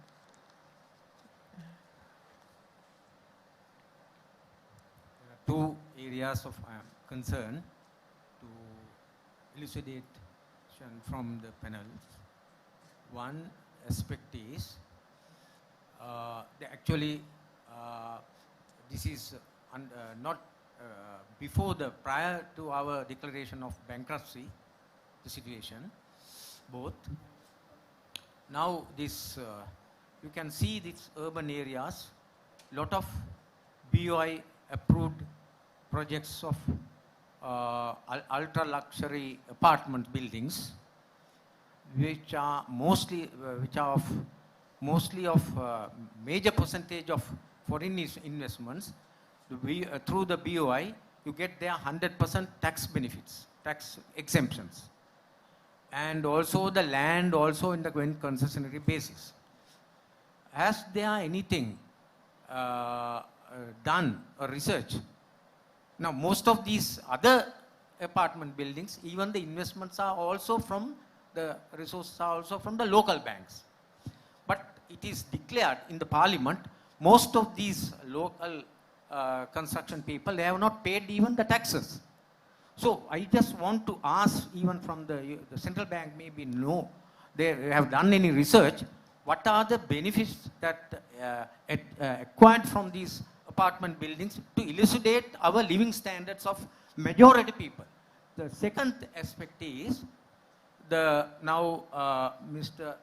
Tilak Premalal dealt mostly with regard to the overall elevating our living standards of the villagers and also the country's economic priorities. Whether now I can remember 2014, now with regard to the labor, construction labor. Now in the construction industry development Can you limit it to act, a question? Because yes, I think we are running out very of time. important. Does he know according to the Construction Act, you have to formulate a construction development fund. Yeah, there had been a fund from the collection from the major contractors and middle contractors. Has that been implemented? According to the Act, you have to Can inaugurate. you limit it to a question? We are running out of time. There are only two questions I'm asking. Okay. Whether that it is mandatory to inaugurate a pension scheme for the labor and also the consistent insurance policy. Now, with regard to our recent times, there are a So lot of can we ask anything to safeguard their occupational health. That is also not there. Okay. There's no mandatory, although... Thank you, Mr. Would you like to... Second question, second part of the question actually. Now the government considered that is, today morning there was a workshop with the construction laborers, how they protect their health and safety, and as you said that what is the procedure. Government is going to change the labor policy with their protection, as you said. The government concentrate that, but we don't know what's the end result of that. Thank you. So I think in the interest of time, I'll just give you all 1 minute to wrap up. Maybe give us some sort of one thing in terms of priorities. What should the government do? What can be done to kickstart this industry or to get it moving again? I think I'll just answer the earlier question. Okay, sure. We are moving towards the 45-minute city, the rest of the world. So when you do the 45-minute city, you need part of that to be the city center. The only way you can answer that is by going up. Otherwise, you have to go to the Melbourne model or the Australian model where you have 30 kilometers of rail and around that the 20-minute neighborhood where you have the schools, the supermarkets, everything, but still within the 45 minutes. Then you can have your suburban houses. Otherwise, you have to have this thing going up. But I think Advocata has raised a pertinent thing. This is not just valid for this industry. How do you develop tourism in this country? How do you develop offices, IT parks, whatever, outside the port city? This cost needs to be brought down. And it can only be brought down through effective means of antitrust. What the word is antitrust policy. The Australian word is anti-competitive policy. Australia, it goes beyond. Like we have cases of Emirates withdrawing from Brisbane to Singapore sector being stopped by the Australian government from doing Brisbane to Dubai to ensure that there's adequate consumer competition for a guy going from Brisbane to Singapore. So that's the level of study that other countries undertake to do that. Whereas for the lack of the antitrust legislation and the body, we are actually stuck in this plight where a few people can actually exploit the whole industry and bring down the country in that sense. Okay. Thank you. And I think, would you like to anything to add? Or?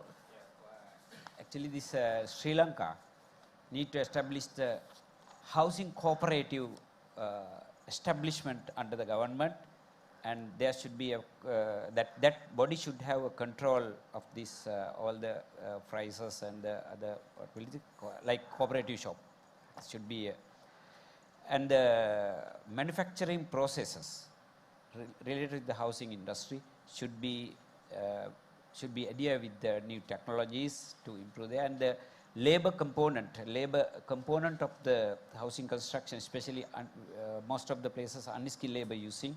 Therefore, the labor component is go rise more than our thumb rules, and to be reduced and to be used the proper skilled labors, technologies, and there should be a cooperative establishment under the government to control the market prices, and should be stop the corruptions and litigation systems, especially in the construction sector.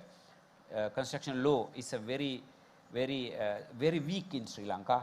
It should be strong because you know the Singapore, if there is any engineer made any blunder design, should go 10 years, 20 years jail. But Sri Lanka, no such rules and regulations should be established. Same like criminal engineering to be practiced also, and same like that. Then, so I just add to that. In the United States, if you follow the 1930s mafia rules, these are called racketeering, which was a federal offense. So that's where we actually are when you study deeply into the trade practices here. Donald Trump has been tried on that for racketeering. Professor Premachandra Advocata, any last word from you? Roshan, I'll take this minute to explain something you had listed in the points you had sent me to prepare. That is nexus between trade policy and competition policy. Now, conventional view of trade economies is that trade policy can be a substitute for competition policy simply because when you open the industry to trade, import competition put a check on the ability of domestic producers not to exploit domestic consumers. And they assume that this concept is, this theory is valid even when there are monopolistic element in the market. But recent studies, there are many studies on the topic you suggested here, nexus between trade policy and competition policy. Trade policy is not going to be effective unless you have strong institutional mechanism to implement competition policy. I think what happened in Sri Lanka under the recent quantitative restriction regime clearly support that view. Therefore, instead of trying to rely solely on the trade policy, we need to strengthen the competitive policy or antitrust legislation in the country. How to do it under the current political system is a different question, but it is needed in order to make the price setting of intermediate good use in the building industry more competitive and realistic. That is the story in Singapore, Thailand, or in any other country. Thank and you. Australia. Thank you very much. I think that's a really good note to end on, because our next panel will deal much more on that. As I said, this was more on the trade issues, but we're going to deal on this whole thing of the anti-competitive environment, or how do we strengthen our competition policies.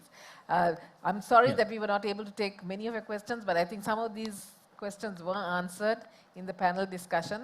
I'd like to thank all the panelists. Thank you very much for your contribution, and I think it was a very engaging session. Thank you.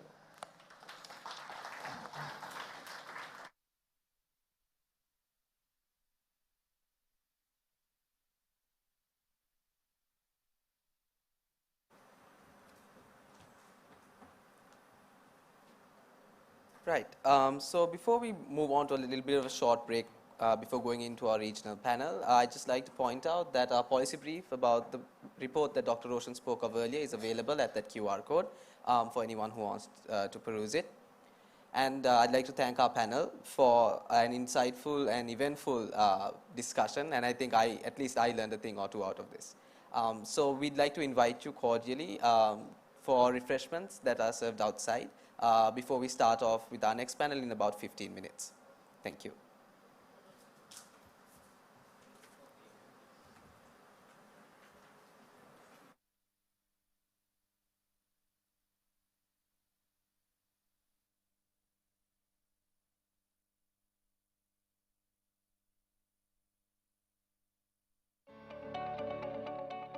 As Albert Einstein once said, in the midst of every crisis lies great opportunity.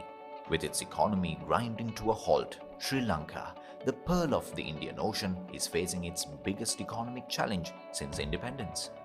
In this background, the Advocata Institute is committed to reviving Sri Lanka's economy through market-based policy ideas.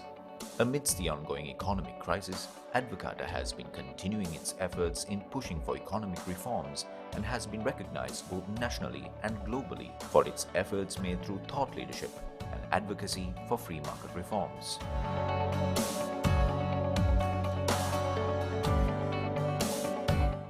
In 2022, Advocata won 2 globally recognized awards.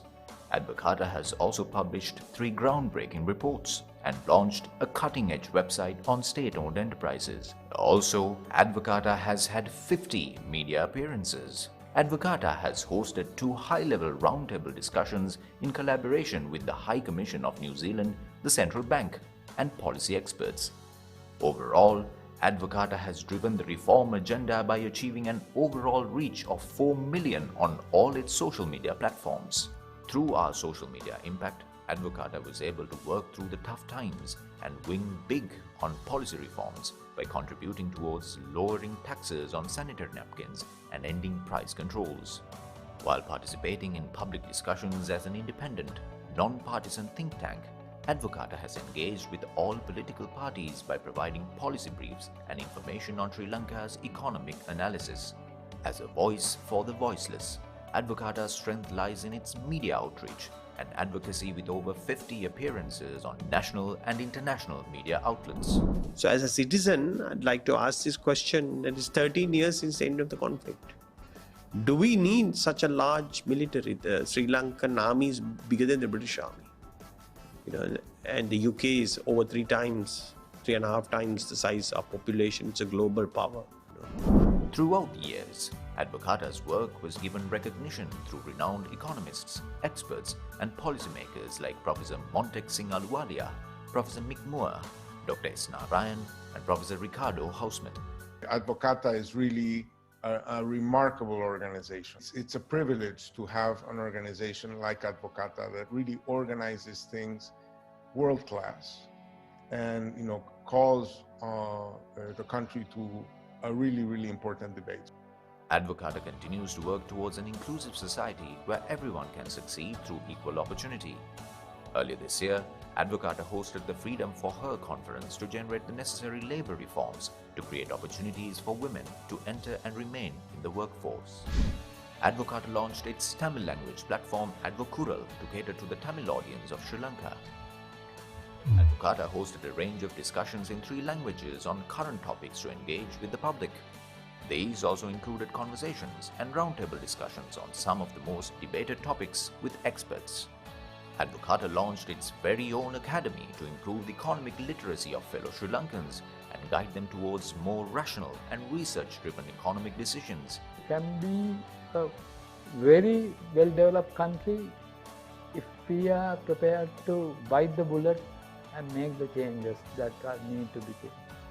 The Advocata Academy includes a series of educational videos produced by the Institute. Since 2020, when an economic crisis was largely unforeseeable, Advocata identified and highlighted the problem while also suggesting reforms such as those relating to fiscal management and debt sustainability in order to achieve overall economic growth. In the midst of unprecedented civil unrest, Advocata accepted the challenge to host Sri Lanka's first ever Reset Economic Reform Conference, drawing a panel of local and international experts whose knowledge has guided countries through financial turmoil towards prosperity. We can't go back to the old economy. We can't go back to that model. I was all creating that open market economy. But we did not keep up with the changes. We did not keep up with globalization. And today we are paying the price. The conference highlighted key reforms areas to help reset Sri Lanka's economy and guide the country towards prosperity. The conference was attended by distinguished keynote speakers Dr. Veerathai Santi Prabhob, the former governor of the Bank of Thailand, and Professor Premachandra Thukorala, professor of economics at the Australian National University and senior advisor to Advocata Institute. Dealing with a crisis, when we have to talk about stabilization, talking about restructuring, we need to be quite forward-looking in the measures that we do. To continue the conversation on reforms and delve deeper into discussions on various public policy topics, Advocata launched its Reset Now podcast. Hello everyone, I'm Sumaya and you are watching the Advocata's Reset Now podcast, a podcast where we talk about all things reform.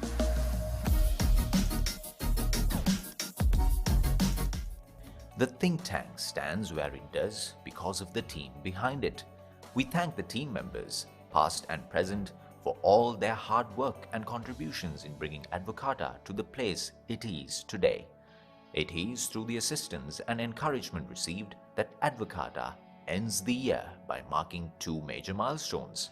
Advocata was awarded the Asia Liberty Award, surpassing more than 47 think tanks regionally. Advocata was recognized for its impact as a leading voice in Sri Lanka, promoting free market reforms as a means of alleviating the country's current economic crisis. And the award goes to Advocata Institute from Sri Lanka. Advocata was also awarded the most prestigious Templeton Freedom Award, completing alongside 540 think tanks from over 100 countries internationally. Advocata is on a mission to bring necessary economic reforms for the prosperity of fellow Sri Lankans, and in its journey of achieving this mission, Advocata was able to bring recognition to Sri Lanka on a global scale and be recognized for its efforts in battling through the economic crisis. As Albert Einstein said, insanity is doing the same thing over and over and expecting different results. The Advocata team would also like to extend its gratitude and appreciation towards all its donors, advisors, well-wishers, support services, critics, and the general public for all their support and contributions towards Advocata's success. It is your encouragement that has empowered us to play a bigger role in reforming our economy, and which in time we hope will have a lasting impact on our lives for achieving liberty and freedom.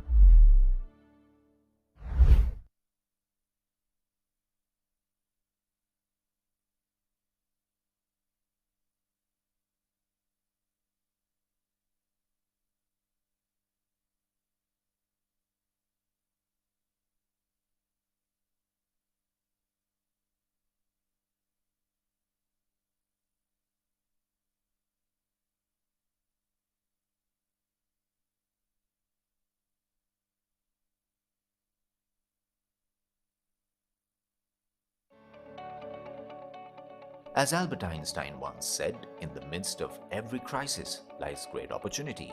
With its economy grinding to a halt, Sri Lanka, the pearl of the Indian Ocean, is facing its biggest economic challenge since independence. In this background, the Advocata Institute is committed to reviving Sri Lanka's economy through market-based policy ideas.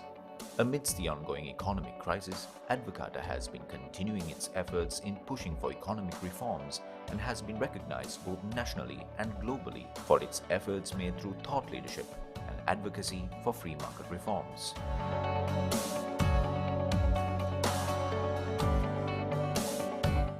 In 2022, Advocata won 2 globally recognized awards.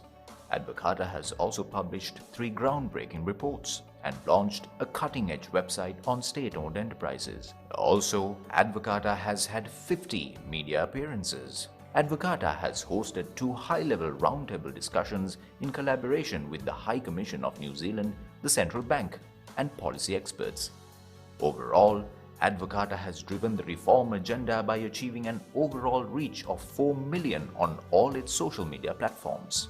Through our social media impact, Advocata was able to work through the tough times and win big on policy reforms by contributing towards lowering taxes on sanitary napkins and ending price controls. While participating in public discussions as an independent, non-partisan think tank, Advocata has engaged with all political parties by providing policy briefs and information on Sri Lanka's economic analysis. As a voice for the voiceless, Advocata's strength lies in its media outreach and advocacy with over 50 appearances on national and international media outlets. So as a citizen, I'd like to ask this question that is 13 years since the end of the conflict. Do we need such a large military? The Sri Lankan army is bigger than the British army. And the UK is over 3.5 times the size of population. It's a global power. Throughout the years, Advocata's work was given recognition through renowned economists, experts, and policymakers like Professor Montek Singh Ahluwalia, Professor Mick Moore, Dr. S. Narayan, and Professor Ricardo Hausman. Advocata is really a remarkable organization. It's a privilege to have an organization like Advocata that really organizes things world class and calls the country to a really important debate. Advocata continues to work towards an inclusive society where everyone can succeed through equal opportunity. Earlier this year, Advocata hosted the Freedom for Her conference to generate the necessary labor reforms to create opportunities for women to enter and remain in the workforce. Advocata launched its Tamil language platform Advokural to cater to the Tamil audience of Sri Lanka. Advocata hosted a range of discussions in 3 languages on current topics to engage with the public. These also included conversations and roundtable discussions on some of the most debated topics with experts. Advocata launched its very own academy to improve the economic literacy of fellow Sri Lankans and guide them towards more rational and research-driven economic decisions. It can be a very well-developed country if we are prepared to bite the bullet and make the changes that need to be taken. The Advocata Academy includes a series of educational videos produced by the Institute. Since 2020, when an economic crisis was largely unforeseeable, Advocata identified and highlighted the problem while also suggesting reforms such as those relating to fiscal management and debt sustainability in order to achieve overall economic growth. In the midst of unprecedented civil unrest, Advocata accepted the challenge to host Sri Lanka's first ever Reset Economic Reform Conference, drawing a panel of local and international experts whose knowledge has guided countries through financial turmoil towards prosperity. We can't go back to the old economy. We can't go back to that model. I was one of those who were involved in 1977, creating that open market economy. But we did not keep up with the changes. We did not keep up with globalization. And today we are paying the price. The conference highlighted key reforms areas to help reset Sri Lanka's economy and guide the country towards prosperity. The conference was attended by distinguished keynote speakers Dr. Veerathai Santi Prabhob, the former governor of the Bank of Thailand, and Professor Premachandra Thukorala, Professor of Economics at the Australian National University and Senior Advisor to Advocata Institute. Dealing with the crisis, when we have to talk about stabilization, talking about restructuring, we need to be quite forward-looking in the measures that we do. To continue the conversation on reforms and delve deeper into discussions on various public policy topics, Advocata launched its Reset Now podcast. Hello everyone, I'm Sumaya and you are watching the Advocata's Reset Now podcast, a podcast where we talk about all things reform.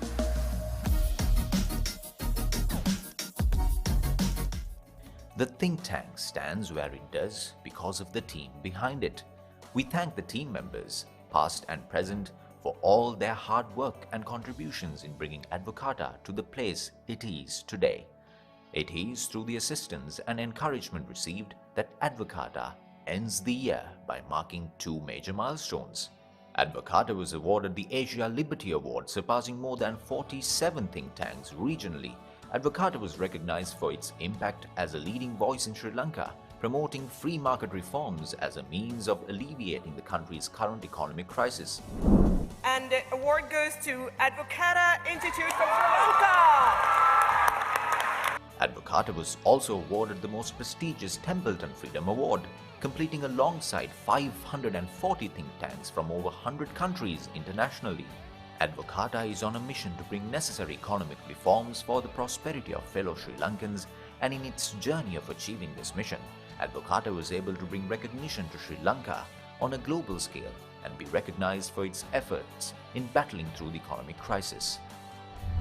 As Albert Einstein said, insanity is doing the same thing over and over and expecting different results. The Advocata team would also like to extend its gratitude and appreciation towards all its donors, advisors, well-wishers, support services, critics, and the general public for all their support and contributions towards Advocata's success. It is your encouragement that has empowered us to play a bigger role in reforming our economy, and which in time we hope will have a lasting impact on our lives for achieving liberty and freedom.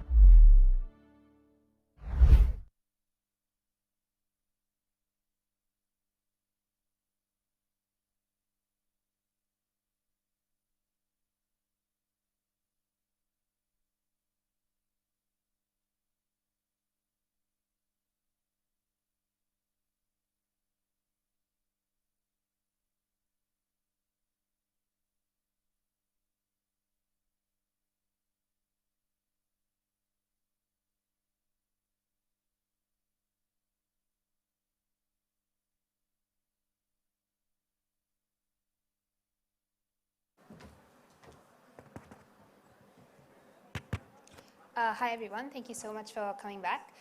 Just like to let you all know that we'll be starting in about 5 minutes.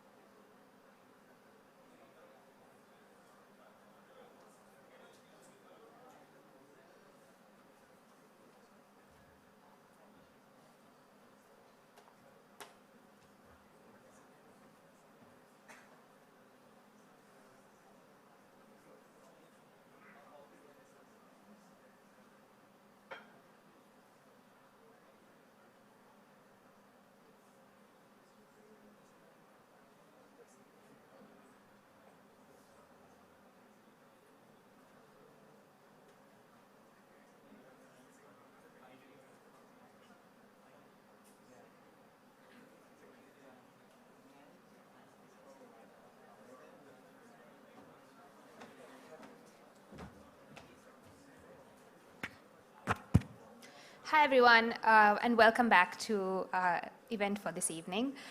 We hope you've enjoyed your short break, and we'd also like to apologize for the small inconveniences earlier. Thank you very much for putting up with us as we resolve them. We've examined the practices in Sri Lanka now, but I think it's now time to look further into the region. So to commence the second panel discussion, I would now like to begin by introducing our panelists and our moderator to the stage. Motivated to pursue evidence-driven research, our panelist from Bangladesh, Omar R. Chowdhury, currently works in the South Asian Network on Economic Modeling, or SANEM, as a research associate. As an economics graduate, Omar believes that qualitative and quantitative research are instrumental in forming truly progressive and innovative policies to effectively address issues like poverty, inequality, and climate and environmental crises. Our second panelist for this evening, Anu Anajo, is a Senior Associate of Research at the Center for Public Policy Research, or CPPR, in India. Anu holds an MSc in Economics, specializing in environmental economics, from the Madras School of Economics.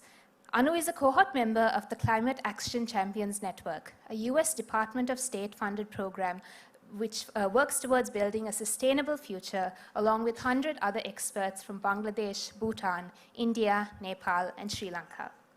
Joining us virtually is Dr. Joseph Wilson, who headed the Pakistan study. Dr. Wilson is an independent competition law expert and a professor adjunct at McGill University Faculty of Law. He is also a barrister and a solicitor of the Law Society of Ontario, and he is also admitted to the State Bar of New York and Lahore High Court. And all the way from Washington, D.C., we are joined by Dr. Malati Knight, a research associate at Verite Research. Dr. Malati is a senior economist with extensive academic and public policy experience. Her areas of specialization include state-owned enterprise reform, regulatory economics, and competition policy. Her extensive experiences include contributions to national policies, involvement in both government commissions and private sector committees, as well as numerous publications. And finally, our moderator for this evening, Rehana Tawfiq, a research consultant with Advocata and a part of the research team who looked into anti-competitive practices in Sri Lanka's construction industry. As an alumnus of the Department of Economics at the University of Warwick, Rehana has a decade of experience in economic research and frequently blogs and writes articles on economics in Sri Lanka. I'd just like to let you all know that we will be taking questions throughout the session through Slido, which you can access through the QR code on screen. Rehana, over to you.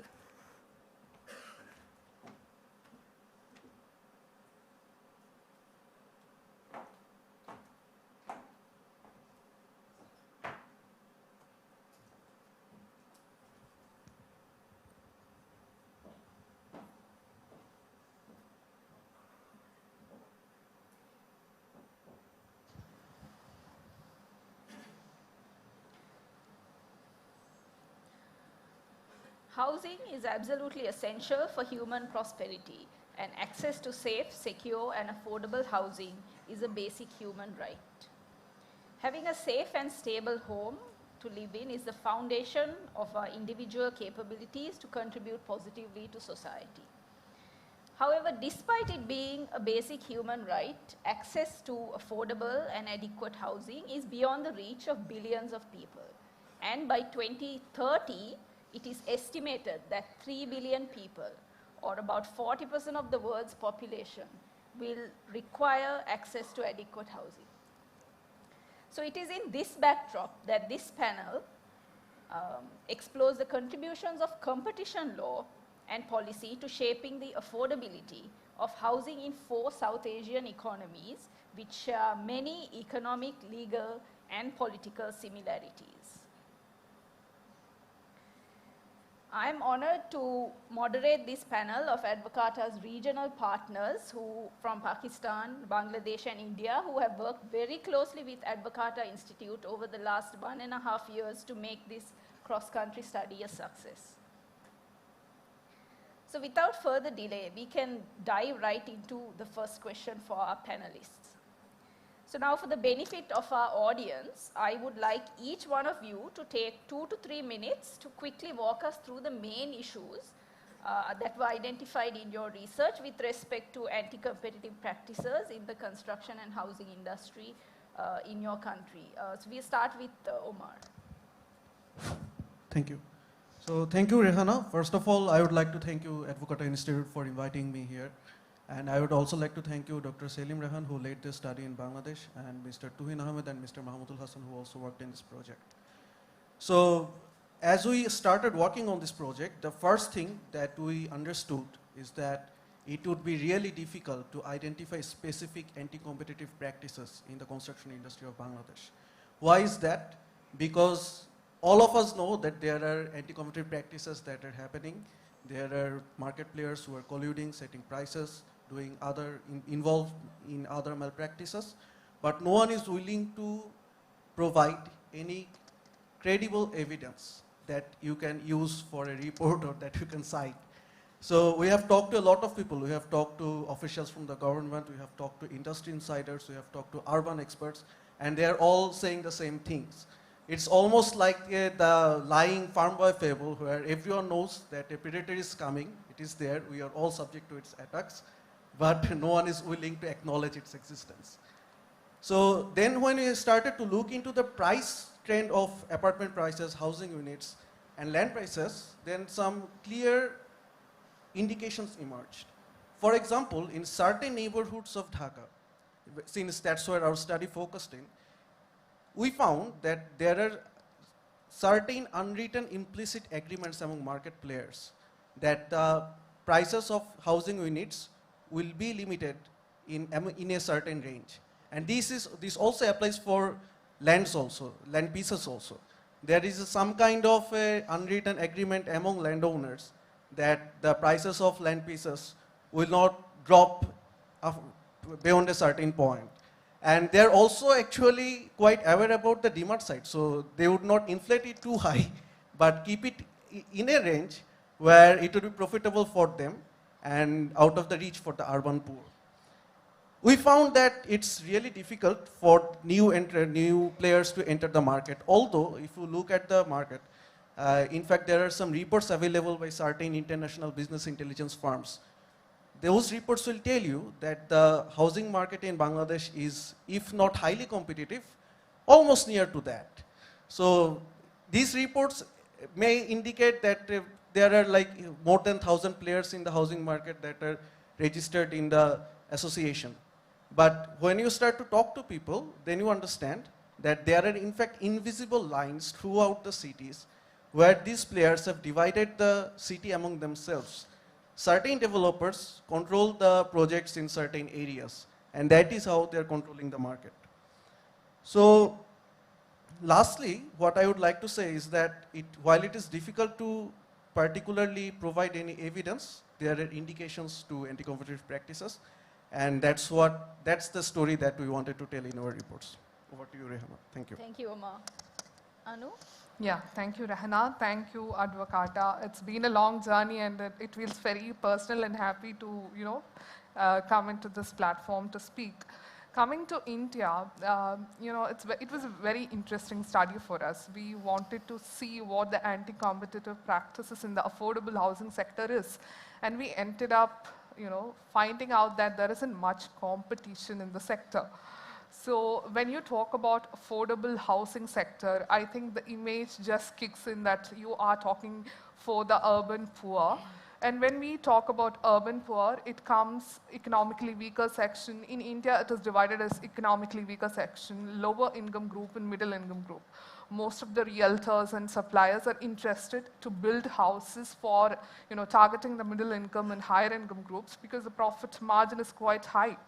So when it comes to affordable housing sector, the profit margin is 7 to 8%, which is comparatively minimal, and the sector is very cost sensitive because in this margin you are operating for the volume and not for the, the maximum, the volume it is sold, it is profitable for you. Let's take the profit out of it. We are talking about the people who really wanted a roof over their head. And this product, the affordable house, is an aspirational good.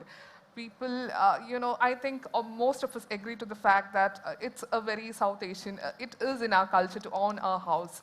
And hence, we looked into what could be the possible anti-competitive practices that is hindering more players. There's a visible demand in India. As you all know, it's one of the populated country, and there is millions of demands, and which says that it is almost 170 million houses are demanded by this particular section alone. Despite of all of this, only 17% market players are there catering to the demand. So there's a lot of supply-demand gap there. And then we understood that there are, lot of regulatory impediments and lots of compliances and procedures, which is going to shoot up the cost of the cost-sensitive product we are talking here. So this was one of our major findings. And then we looked at it from a cost point of view. We have to always look at it from a provider point of view and a consumer point of view. For us, as part of a consumer, how was the funds being allocated to him? What are the mechanisms through which the funds are available to him also was checked. And we understood that even though there are schemes like Prime Minister's Awas Yojana, which is a big scheme in India, which was aiming to provide affordable housing for all by 2022. We have already crossed 1 year, but it's not a 100% successful scheme because housing for all is not yet achieved. But still the program was successful in a way that there was a lot of people who claimed the subsidies of the program. The major problems with the program, and it is criticized because the houses which were constructed was in the outskirts. So why this is happening is that, as I mentioned earlier, since this is a very cost sensitive, one of the major cost that is associated with the house, one of the major contributing factor is the cost of land. I think the previous panelist also touched upon this, the cost of land. Land being one of the important thing, and there are a lot of land which is in the litigation process, and land conversions requires a lot of regulatory hindrances when it's not easy. So such things are causing the players to get into the market, and it is causing a wide demand-supply mismatch. So as a starter, I would say this is how we looked into the entire study, and in the process, we were able to find the nitty-gritties to it. What are these exact regulatory problems which, which led to such a widening gap? Yeah. Thank you, Anu. Dr. Wilson, over to you. Thank you very much. My sincere gratitude to Advocata for engaging in this interesting project. The study we did will expanded the scope a little bit from anti-competitive to look at the other things which are affecting them affordability. As our previous speaker said, that in our culture, the idea is to own a house, but I would include that affordability would also go into affording a rented premises. So the thing that affects the affordability is one is on the construction market is the cartelization. Cartelization in the cement is there in Pakistan since it was privatized in 1991. There's plenty of evidence, but it's the courts which, when it goes to the court, the matter gets stayed and it prolongs. And every time when it's prolonged or a stay order is given, it's continuously affecting the anti-competitive practices are affecting the consumers. Then there is on the rental side, I will notice that the structure of rent control laws are being changed recently. We looked at the history of rent laws. They were drafted with the consumer protection in mind, with the aim of protecting the tenant. But now there's a shift that it's allowing the landlord to increase the rent every year by the rate of 10%, which is exponentially high for someone who is living in low housing. Then there are issues we identified were the trade issues, the dumping issues, which is affecting the market. In the previous panel, somebody talked about the floor tiles, the sanitary fitting. These were dumped from a particular country, and it has affected the market in Pakistan. Now, the fact is that when a market is affected, the manufacturers is affected, the employers are affected, and the employees are affected. It creates a negative ripple effect on the affordability. The employment opportunities you're losing, and it creates a negative effect. So all these things, and another thing, two more important things that we discovered that has an impact on housing is unfortunately the corruption by state officials. Many government plans were devised over a period of time to provide housing, but all those plans were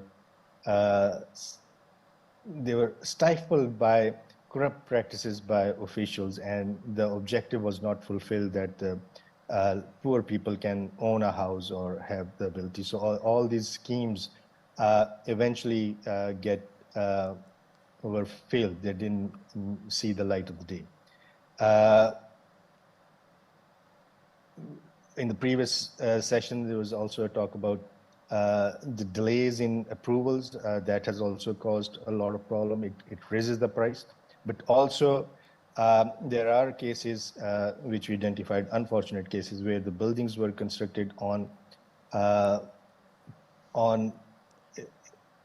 approvals which was not supposed to be given. They were on the public place, on the roads, and all those high towers were the Supreme Court ordered to demolish.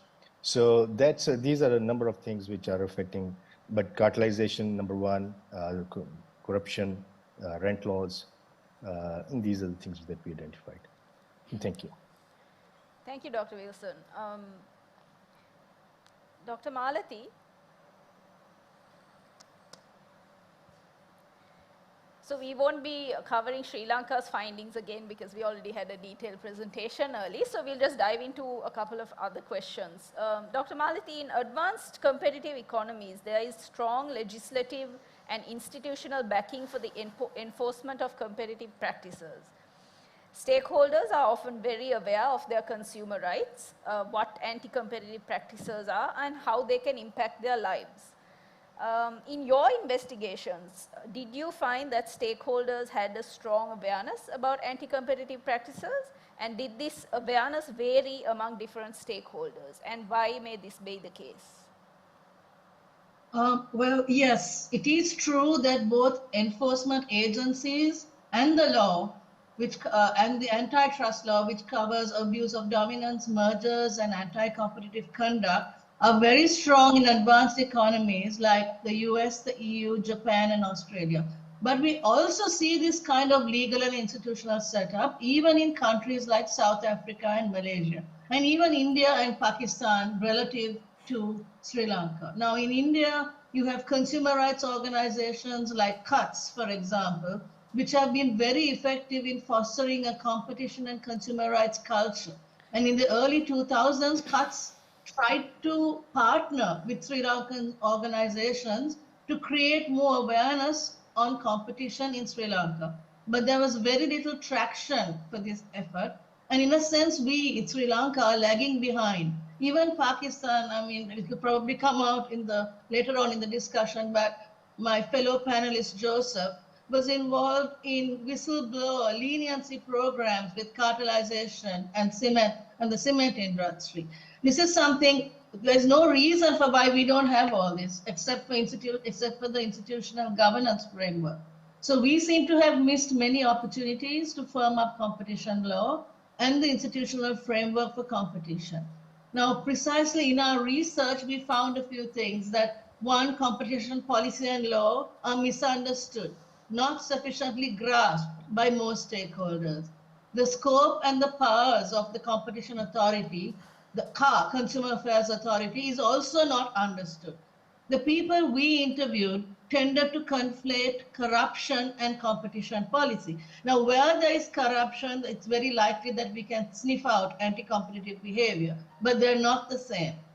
And they also, people had little awareness on the fact that both abuse of dominance and anti-competitive practice can in principle be investigated based on the language of the law. So they see CAR mostly as a consumer welfare entity and not as that can possibly enforce competition. So there is little or no awareness across the board on what constitutes anti-competitive practice or what can be done. Now, why is this the case? First, although the current 2003 law does retain language on anti-competitive practices, it is very much a diluted version of its predecessor, the Fair Trading Commission Act of '87, which specifically sets out the buckets on abuse of dominance / monopolies, mergers and acquisitions, and anti-competitive practices. When the '87 law was repealed and the 2003 law enacted, the plan was to have a separate competition law with all these three strands and let CAR handle consumer welfare. But that did not happen, and we have another missed opportunity. Second, CAR lacks visibility on issues of competition. we have found, I mean, basically research at Verite has found that people would rather take their complaints to courts than approach CAR, as CAR is perceived as a very ineffective organization that lacks legitimacy. CAR also has not investigated any abuse of dominance or anti-competitive practice. There is no case law. And I looked at the annual reports from 2010 to 2020, and there's lots of action on price control, MRPs, but nothing on abuse of dominance and anti-competitive practice. Now, this situation is very worrisome. I mean, we've been boxing along as we do in Sri Lanka, but we've come to a point where privatization, state-owned enterprise, and free trade agreements are on the cards. In this situation, not having a strong competition law is very, very problematic, and we cannot afford to backpedal or miss any more opportunities to firm up both competition law and the enforcement agents. Thank you. Thank you, Dr. Malati. You raised some very interesting points, and as you said, it's a very important piece of legislation for Sri Lanka, particularly given the situation that we are in and the road to recovery that we are looking forward to. Dr. Wilson, as you mentioned and even Dr. Malati mentioned, Pakistan's Competition Commission has a very rich history of identifying and taking action against anti-competitive practices. With the cement cartel being one such incident. Can you tell us more about the process behind, how does the competition authority manage to identify cartelization and price fixing, and how does it go about, investigating these?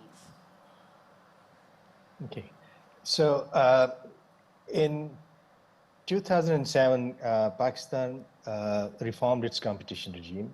We had competition law since 1970, which is Monopolies and Restrictive Trade Practices Ordinance. And then in 2007, we had Competition Ordinance, now a Competition Act of 2010. The major difference that comes in that ordinance was in the new Competition Act was the power given to the Commission to do search and forcible entry. That was an important element. Prior to this, under the Monopoly Control Authority, when the starting point is always a raise in prices. Whenever there's an increase in price, it's always the media reports, people talking about that the cement price has gone up, somebody even complained. So the MCA or the Commission would look into what are the reasons for the parallel increase in price. They ask for data, but they look into all the statistics, they look into the cost analysis. But in 2006, the High Court in Pakistan said that it's not only the price increase which will point out to cartelization, there has to be a plus factor. And that plus factor would come from what is earlier said, the power to search and forcible entry, and that was extensively used. And in 2020, again, the headquarters of the All Pakistan Manufacturers Association, Cement Manufacturers Association, was raided. They were able to impound all the evidence. They were able to impound the smartphones of the officers. And then there were a forensic report that comes out to look at their chat report, their chat, their emails, and there was abundant evidence that they were colluding, they were meeting, they were setting prices, and it's all in the report which is available on the Competition Commission's website. So I would say it's that power that was given to the Commission in 2007 to search and forcible entry really is an important tool to find out, to dig into the agreements to cartelize. Thank you, Dr. Wilson. There are a couple of audience questions, but I think this question will also cover a few of the questions raised by the audience. So Omar, similar to Sri Lanka, Bangladesh also does not have a lot of documented evidence of anti-competitive practices, unlike in India and Pakistan. However, in your research, you had come across some anecdotal evidence of anti-competitive practices existing in the market. So can you tell us more about why the Bangladesh Competition Authority may be struggling to identify and address these practices? Sure, thanks for the question. So it's interesting that Dr. Wilson mentioned the 1970 law, because that was the law that Bangladesh had been using till 2012, although we got independence in 1971. So in 2012, the Competition Act was passed in the parliament, and then a few years later, the Competition Commission was formed.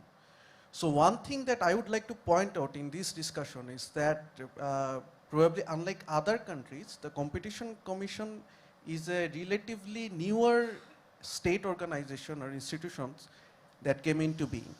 It is yet to fully evolve, and there are reports that it is struggling in recruitment due to some issues and complexities with regard to its organogram. And when we talk to people who have knowledge on the issues of that the Competition Commission is facing, they told us that there is a serious constraint on resources of the Competition Commission. And here I would like to point out two things. So first of all, when we are struggling to find evidence of anti-competitive practices in the real estate sector, in the construction sector, we looked into the public infrastructure projects. And there have been reports, in fact the World Bank has said that the per kilometer cost of road construction in Bangladesh is one of the highest in the world. And if you look at the public infrastructures, some of the milestone infrastructures, there have been repeated revisions of costs, and with each revision, the cost has gone up many-fold than the previously said. So I don't know if this is a common phenomenon in other South Asian countries.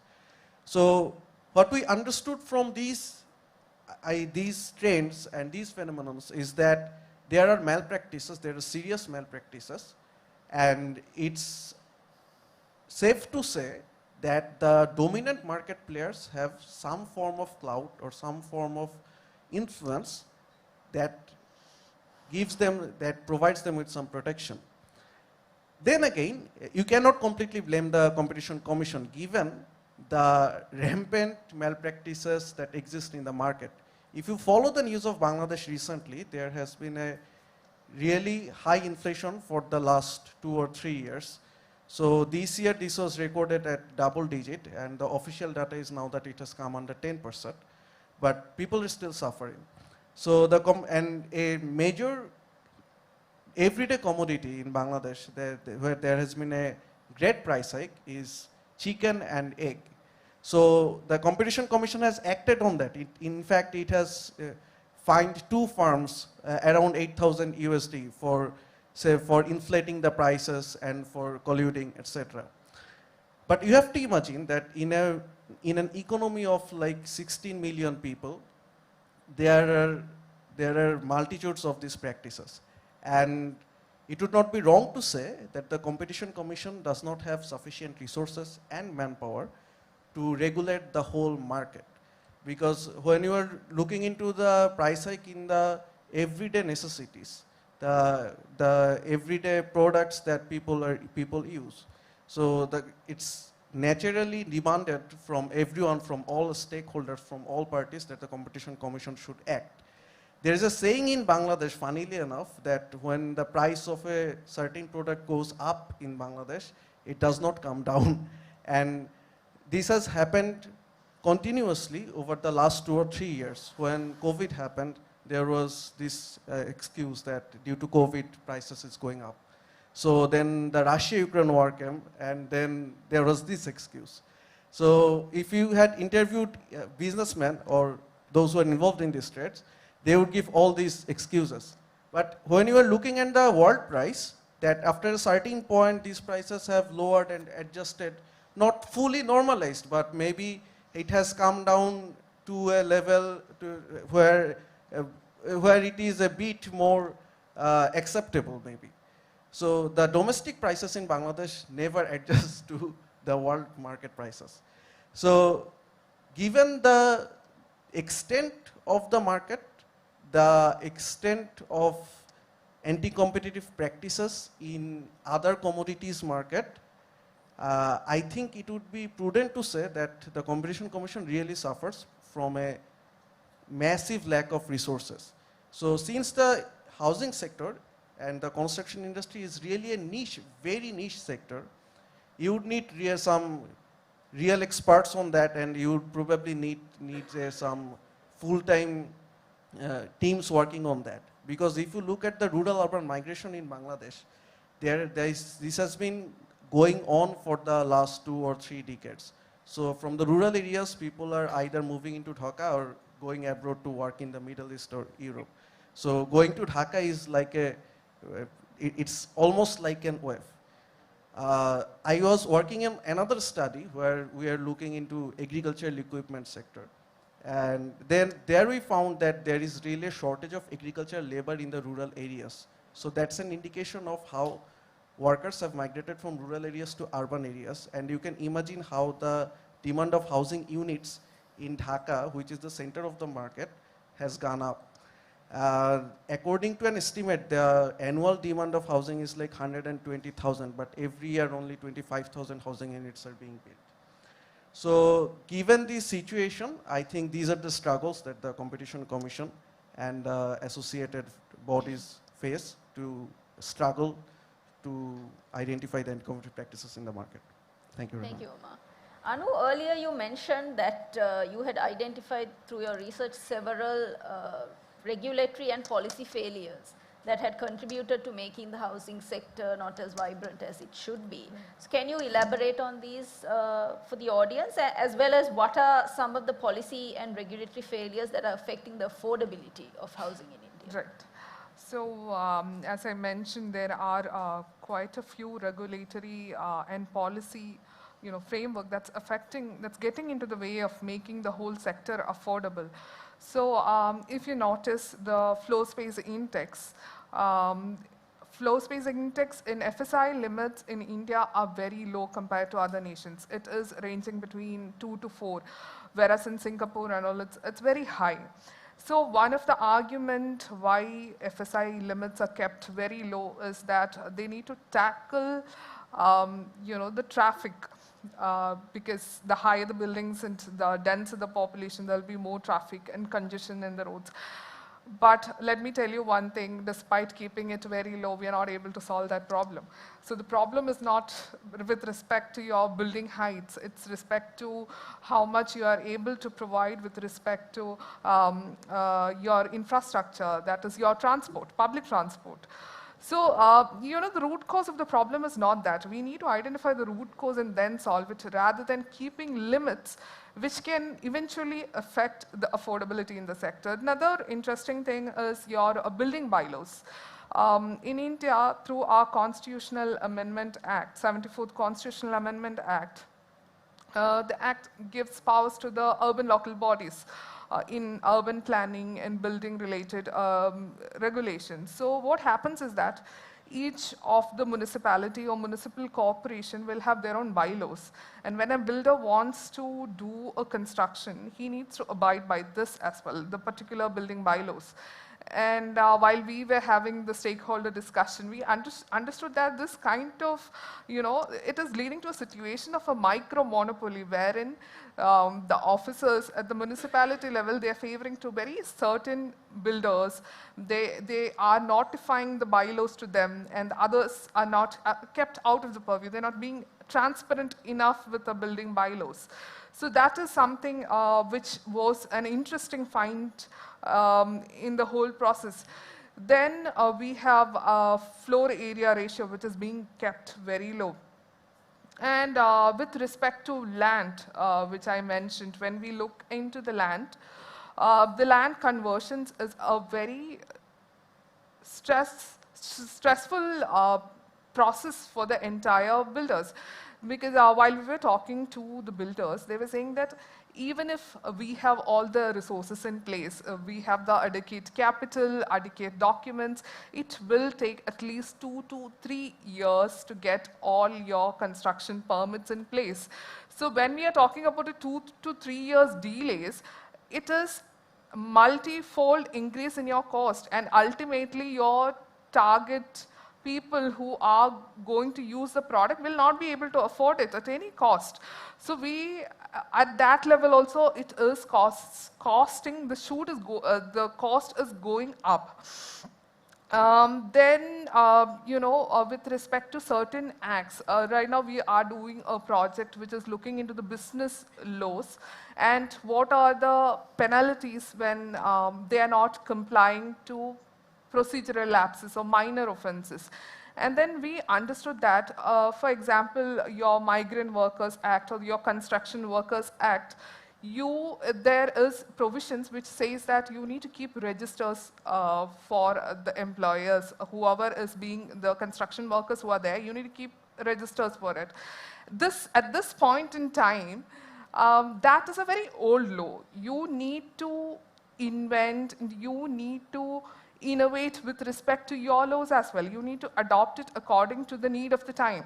So it is the compliance cost for these laws, when it goes high, naturally it is an impediment for the realtors and the builders. That is one thing. And also with respect to innovations in the sector. So while we were talking to some of the builders, they were saying that when you have a lot of restrictions in place, you don't have the incentive to innovate. And innovation in the sector is very important to cut down that, the excess labor cost, or maybe the newest technologies to adopt in this. And I don't know whether people agree to that, that technology can play an important role in the housing sector. There might be two opinions for this, but I genuinely feel that with adopting more technology, it can, bring down the cost and improve the affordability. So such laws can be relooked and revised in a way that you improve the affordability. And also at a policy level, the housing policies traditionally, historically, if you look into the Indian policies of houses, government was playing a part of a provider. I build you houses. That provider thing kicked in. And what happened is that eventually government ended up owning most of the land parcels. Then what happened, it constrained the open market. There is restrictions towards the availability of land, which is one of the major cost, driving the cost of the houses. That was in a way one of the policy thing which affected the market. Now government changed its position. Now it is more of an enabler. But historically what it did, the facts are showing even now, even today, with respect to lands and which are in the litigation process, there are multiple case laws with respect to lands which is unacclaimed and stuck in the whole judicial process. Multiple parcels of land, even in the heart of the cities, which can otherwise, if it was open enough, the market could have, competitively bid for it, and there could have been more projects coming up. So these are the various regulatory and policy issues that the Indian market faced. Thank you, Anu. I'd like to remind the audience, if you have any questions, to please send them in. There's one question from a member of the audience, and this is open to any of the panelists who would like to answer. So it says, in Sri Lanka, access to finance for developers is limited. So could you talk a little bit about how, if you're able to, how that contributes to the affordability of housing? And they've also asked about solutions such as crowdfunding and fractional financing, and how that can support to make housing more affordable.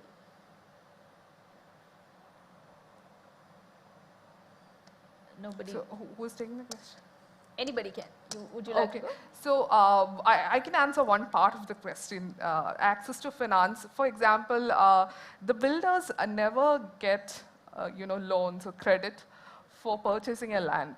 And this is one of the major costs they'll have to bear it on themselves. And this is stressing their investments as well. Then the model with which they work is on, yes, again, the crowdfunding, but I am not, I don't have the, that kind of knowledge to talk about that aspect. But one thing for sure is that you are never given a credit for buying lands, and your inputs, I don't think nobody is going to give you. So such innovations in the market with respect to credit is very important. And that can't be at a level where you have multiple restrictions. I think such innovations can only happen if the market is open enough, not just closed. So I think there can be a possibility of innovations in the finance sector. We should talk more about the finance sector as such, because that can cause a lot of difference in the market. Can I add to that? Sure. So actually, I'm not going to talk about developers' access to finance, but what I would like to stress here, since Anu mentioned about the overall finance market, that there's a serious issue with access to finance for the urban poor, who were, this was a key aspect of the study.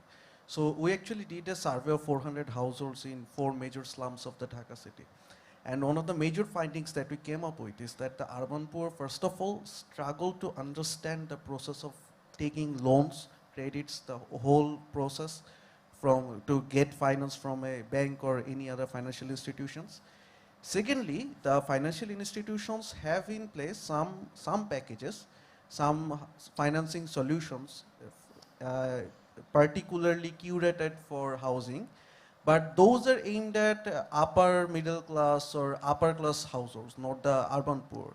So this is a major issue that creates some kind of the constraints for the urban poor to access safe and affordable housing. Thank you, Dr. Malathi, Dr. Wilson, would you like to add anything? Yes. In Pakistan, recently there's a new housing authority at a federal level. And as Anu mentioned, the government's supposed to be, used to be a provider, but now it has become an enabler. So one scheme which they have introduced, the new housing authority, federal government, is that they give 2 parcels of land to a developer.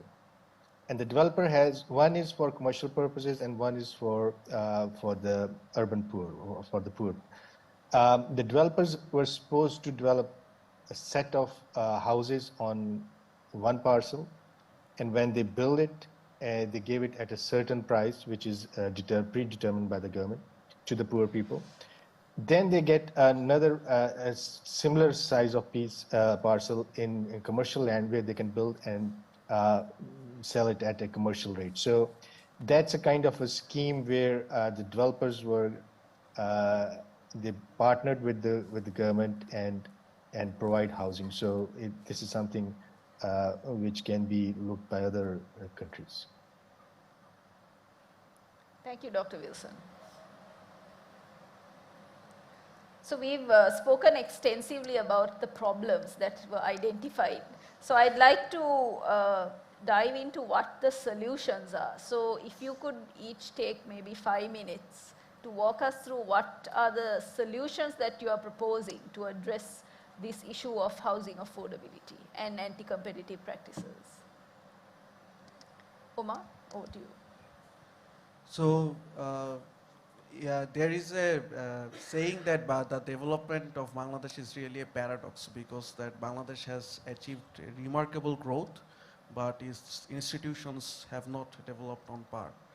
So to look at the Competition Commission or the overall institutions, the organizations or the actors that govern the market, that regulate the market from a separate lens, that would I would say that that would not be really the right thing to do. So, and as I mentioned, that the Competition Commission has yet to evolve. Probably we need to give it some more time. We probably need to give the state, the government some more time to be more efficient here. And as I mentioned, that a major issue that the Competition Commission is facing is a lack of resources and expertise. So definitely on that area, there has to be more resources and experts who are well aware about the issues in the construction industry, in the housing industry, need to be onboarded. But more importantly, I think that when we're talking about urban poor's access to housing, we have made these recommendations in our reports. The government has to step in, and as everyone is saying here, that it also has to be an enabler. Maybe it can introduce policies such as housing tax credit so that private developers can have some incentive to develop housing, to provide some housing solutions for the urban poor at a low cost. It can probably introduce policies like inclusionary zoning, where a certain share of housing units built by private developers will be allocated for the urban poor. And probably microfinance programs or more curated finance solutions for the urban poor can be put out there so that the urban poor can understand like what the packages are, how to utilize those packages, how to utilize the finance, and then get access to housing. And the idea that we have to ensure competition in the market is, of course, it's a bit ambitious, I would say, because I think we have all read in our textbook that no market is perfectly competitive. So saying that, we also have to understand that, I think this is probably the benefit of doing a cross-country research, that in all countries in South Asia, there are these issues that are prevailing. And apart from strengthening the competition commission, I think that there also has to be some stakeholder-led, some citizen-led initiatives where there will be some efforts to make dominant market players accountable. For example, in our study, we found that there have been some incidents. In fact, it would be an understatement to classify it as some, because there are really numerous examples, but we came across a few.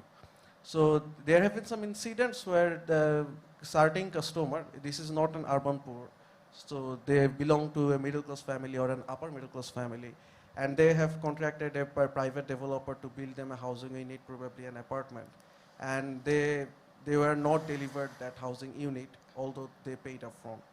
So on these kind of issues, what the consumers feel is that there would be some great hassles in pursuing legal actions.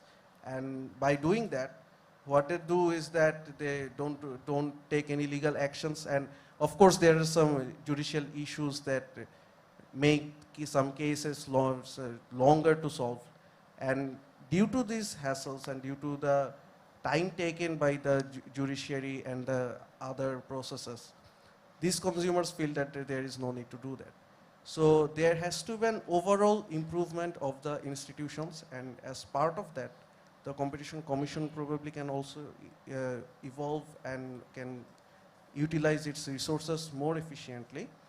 And the solutions led by the government, as I mentioned, can probably not entirely solve, but give the urban poor some better choices for affordable housing. Thank you, everyone. Thank you, Omar. Anu? So while talking about the solutions, the first thing I would like to highlight is that whenever we are talking about affordable housing in the urban poor, one image I think is there, in it's a low quality housing, it's somewhere there and no infrastructure to support. I think that idea, we should come out of that idea. It should be proper quality, good quality houses with proper infrastructure. Because this, as we opened the session today with an opening saying that it is the right. So when it is a right, it should be rightfully given. And regarding the solutions, we should simplify the regulations. I think in India, nobody knows what is the kind of, the laws you will have to comply, how many laws you have to comply, in what levels you have to comply. So there should be a single window clearance system. I think at this point, it shouldn't be a big problem because of the digitization and the improvement in overall communication and information technology. I think that shouldn't be a very difficult solution. So I think we should strive for a single window clearance system and simplified regulations, simplified compliance procedures, which doesn't compromise the quality of houses that is being given to the urban poor.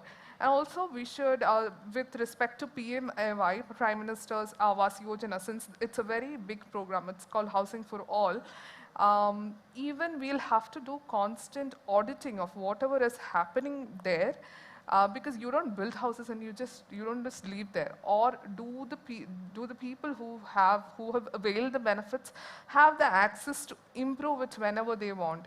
You know, in India, what happened is that whenever they were defining the houses, they defined it in a way that your economically weaker section, the carpet area is 21 to 27 square meter. It's a comparatively very small houses. And there is a contrary or a contradiction to this is that, you know, the poor income people or the less literate they are, or the number of children or the fertility rate is also increasing at that level. So a house at such a small level, catering to too many people, we are talking about human beings who are sharing walls in a very small space. I think such kind of an approach is also very much necessary when we are talking about urban poor especially. And then the other thing is to free the land, like the land which is there in the litigation process, different cases. I think we should provide a market, open market for this land so that there can be multiple projects that can come up. Then access to credit, as you mentioned, at a consumer point of view and as well as a developer's point of view. What are the innovative credit mechanisms that is there? Do we have a mechanism like an insurance which can give you that kind of a guarantee to, lend out? So we can think of such innovative solutions also in a housing market. Then, as Omar also mentioned, incentivizing the developers. But I won't say that incentivizing developers should be at a cost that your government is always there. No, I think government can play a spectator role there, and rather than too much of an intervention can actually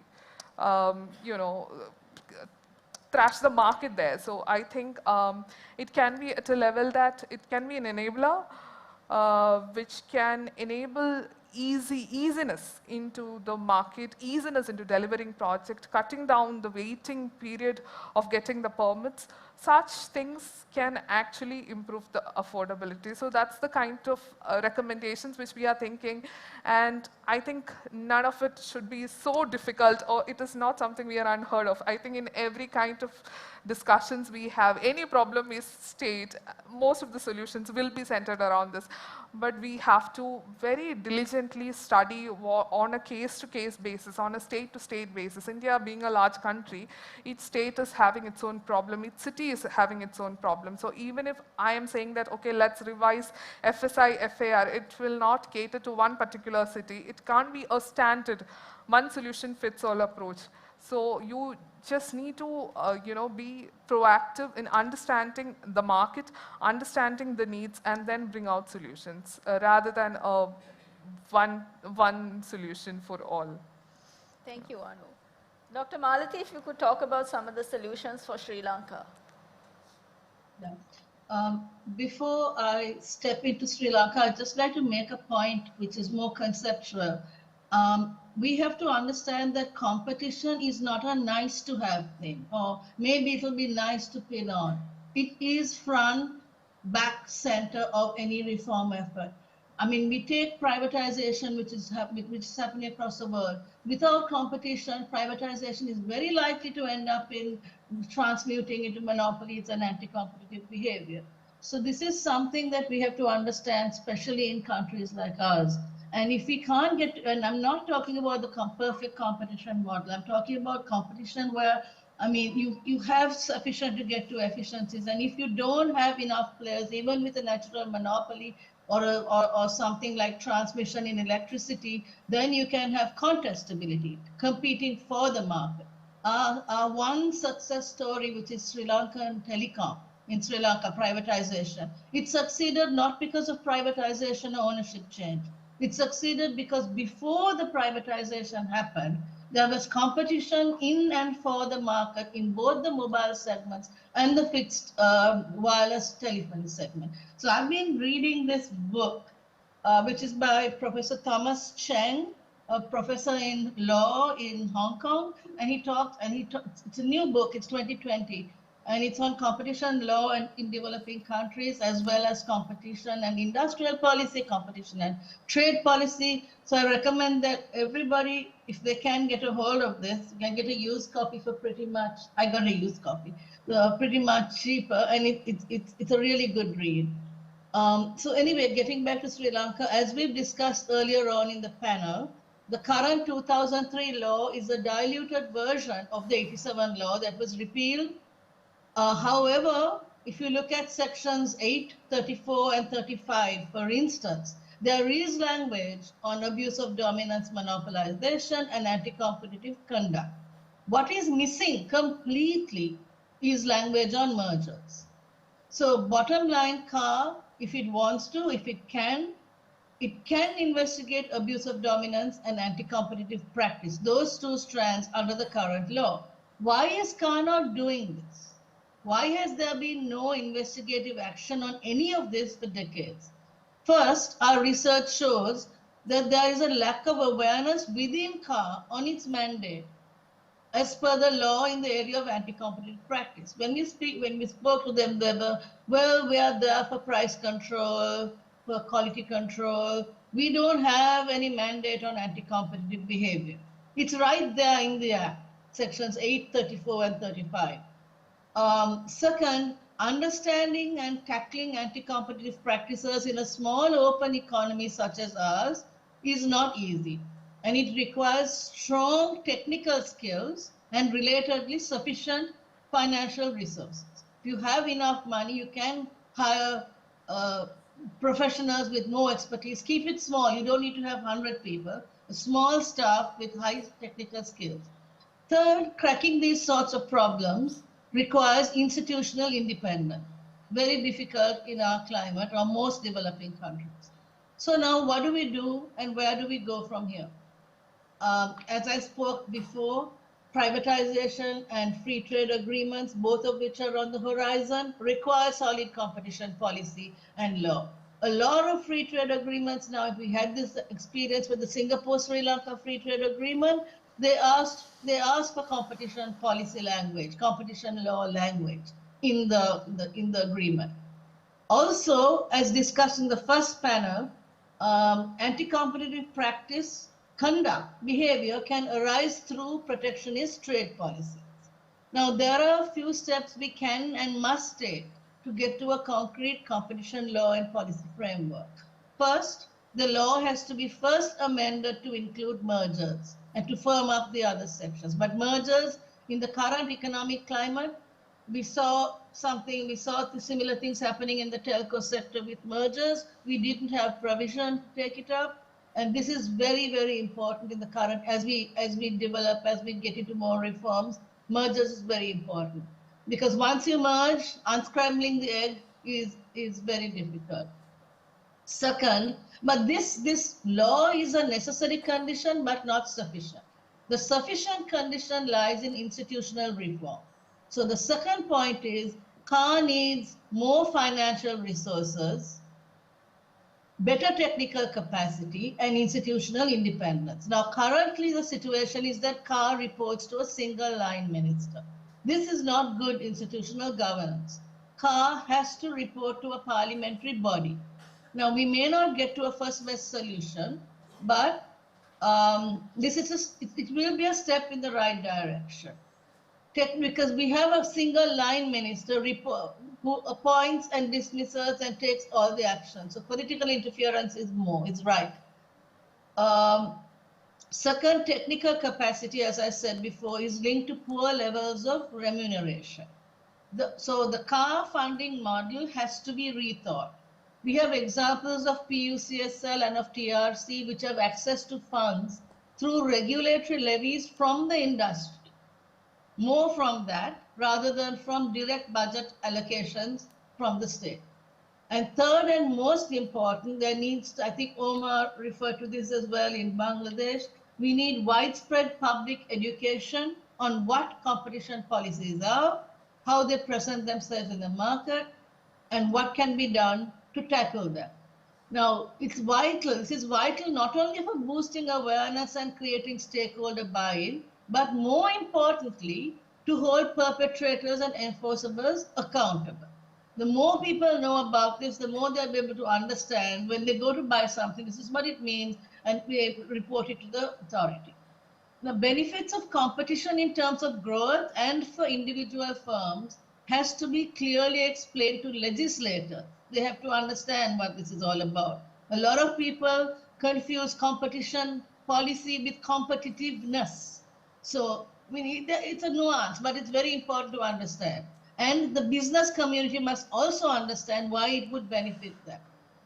More important, judges have to build up their expertise in the intricacies of antitrust law. Now, given the problems of vested interests and weak institutional governance, I think public education is perhaps the first, it is a low-hanging fruit. It's the first step we must take as a priority. And a final thought I'd like to leave here is that we have to understand our limitation. We have to understand our individual political economic context. And we have to look for solutions that will appropriately target our problems. Even this Thomas Cheng book and a lot of other research out there clearly shows that blindly importing developed country laws and rules without understanding our individual context will not work. So we have to read out there, we have to know what's there, but we have to merge it to our individual context. Okay, thank you.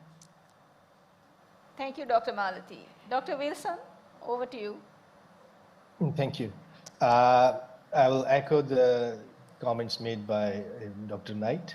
If you want to have a market economy, competition law is not an option. It's a must. You need to have those laws. But having said that, having a law in place or an institution in place is also not sufficient. You need to ensure that the institution is manned by skilled people who know what their job is. The quality of appointments is absolutely essential. In Pakistan, we had a competition commission, then we have a competition appellate tribunal to speedily adjudicate or decide the appeals that are coming out of competition commission. In the last 3 years, there were no appointments. The quorum was not there, the chairman was not appointed. So even if the law is there, the institution is there, if you're not making timely appointments or qualified appointments, it will stultify the whole process again. So you need to ensure the appointments are there. Third is, if the institutions, these two institutions are doing their work, the courts should also then come in and give the decisions in a timely manner. If there is a stay order for 10 years, then all the work which is done by the commission or the competition tribunal, there is no benefit of it. It just got wasted, and the practice keeps on flourishing during that time. So the courts, so the idea is that all organs of the state, executive, the courts, the institutions, they need to work together. Second, I would say that while there is a protectionist policies, on the other end of the spectrum is that there shouldn't be unbridled foreign competition.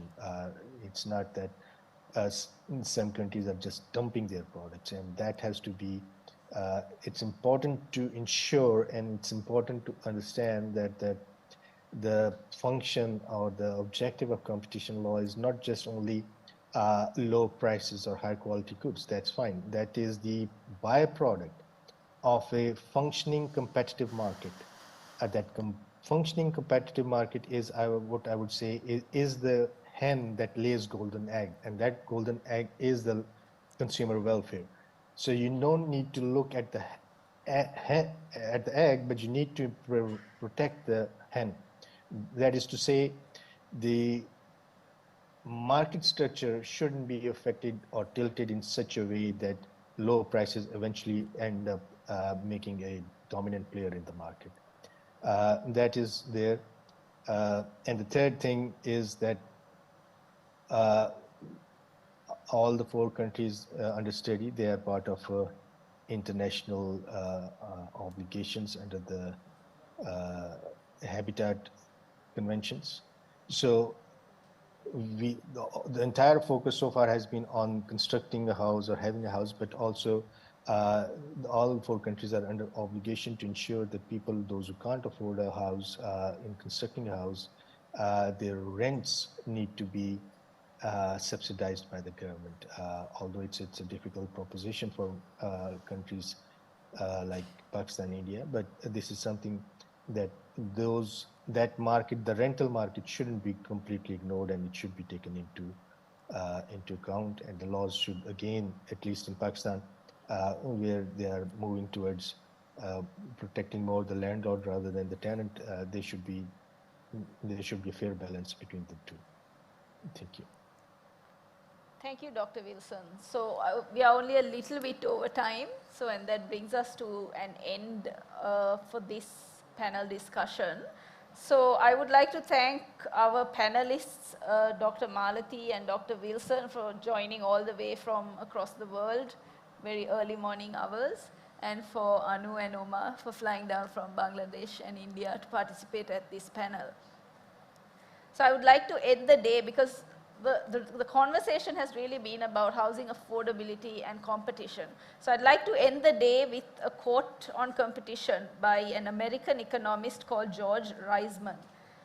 The truth is that economic competition is the very opposite of competition in the animal kingdom. It is not a competition in the grabbing off of scarce nature-given resources as it is in the animal kingdom. Rather, it is a competition in the positive creation of new and additional wealth. Thank you.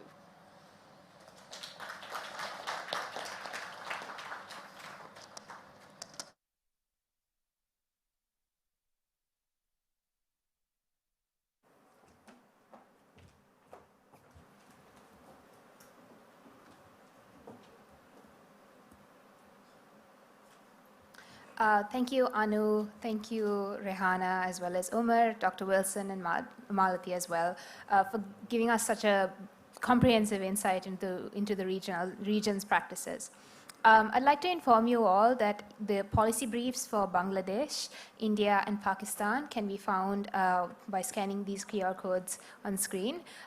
They can also be found on our website, advocata.org, under the subsection of policy briefs. Just a reminder again, these can also be found on our website at advocata.org under the section policy briefs. I'd now like to invite Ashanti Abhiyasekara, who is one of our researchers at the Advocata Institute, to deliver the vote of thanks.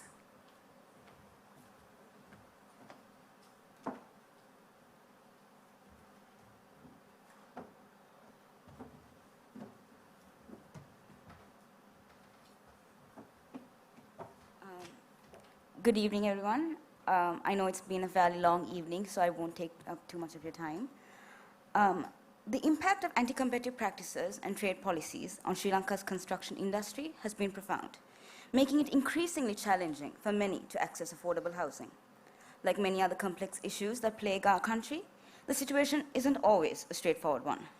However, as you heard this evening, the introduction of a robust competition policy is a step in the right direction, and it is the hope of many, myself included, that tonight's proceedings will kickstart the conversation and get the ball rolling. Now, on behalf of Advocata, I am privileged to have the honor of thanking all those who are involved in this event. So, first and foremost, I would like to express our deepest thanks to our esteemed panelists, whose expertise and insights have added tremendous value to our understanding of anti-competitive practices, competition policy, and housing. Our sincere gratitude also extends to the audience. Thank you for taking the time to attend this event today. Your enthusiasm and engagement have truly made this event a dynamic and enriching experience. I'd also like to take a minute and thank all those who are involved in carrying out this study. Under the leadership and guidance of Dr. Malathi Knight and Dr. Roshan Perera, and the hard work and dedication of Rehana Taufik, Udahuni Atapattu, Kanishka Veeravella, Tiani Kulatunga, and Tashkala Mendis, the Sri Lankan part of the study was completed successfully. It's also imperative that I add our regional partners to the appreciation list. Dr. Wilson from Pakistan, Anu and her team from CPPR India, Omar and his team from SANEM Bangladesh were instrumental in carrying out this study across their respective countries. I'd also like to take a minute and thank all those who assisted us with the study through KIIs and surveys. Our project sponsor, the Templeton World Charity Foundation, deserves our thanks for their generous support, without which this event would not have been possible. A special thank you also goes out to Prat Shah, advisor to Advocata, who assisted us in this process. We would also like to acknowledge the efforts of everyone behind the scenes, the communications team, and everyone who worked tirelessly and endured many sleepless nights to ensure the seamless execution of this event. Your dedication and hard work have not gone unnoticed, and we are grateful for your commitment to making this event a success. Now, once again, thank you to our distinguished panelists, the audience, and all those who played a part in making this panel discussion a truly enlightening and memorable experience. Thank you, and have a wonderful evening.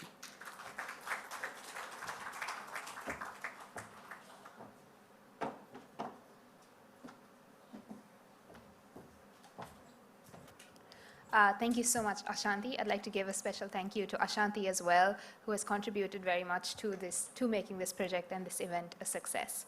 I'd like to thank you all once again for joining us today and for engaging with us.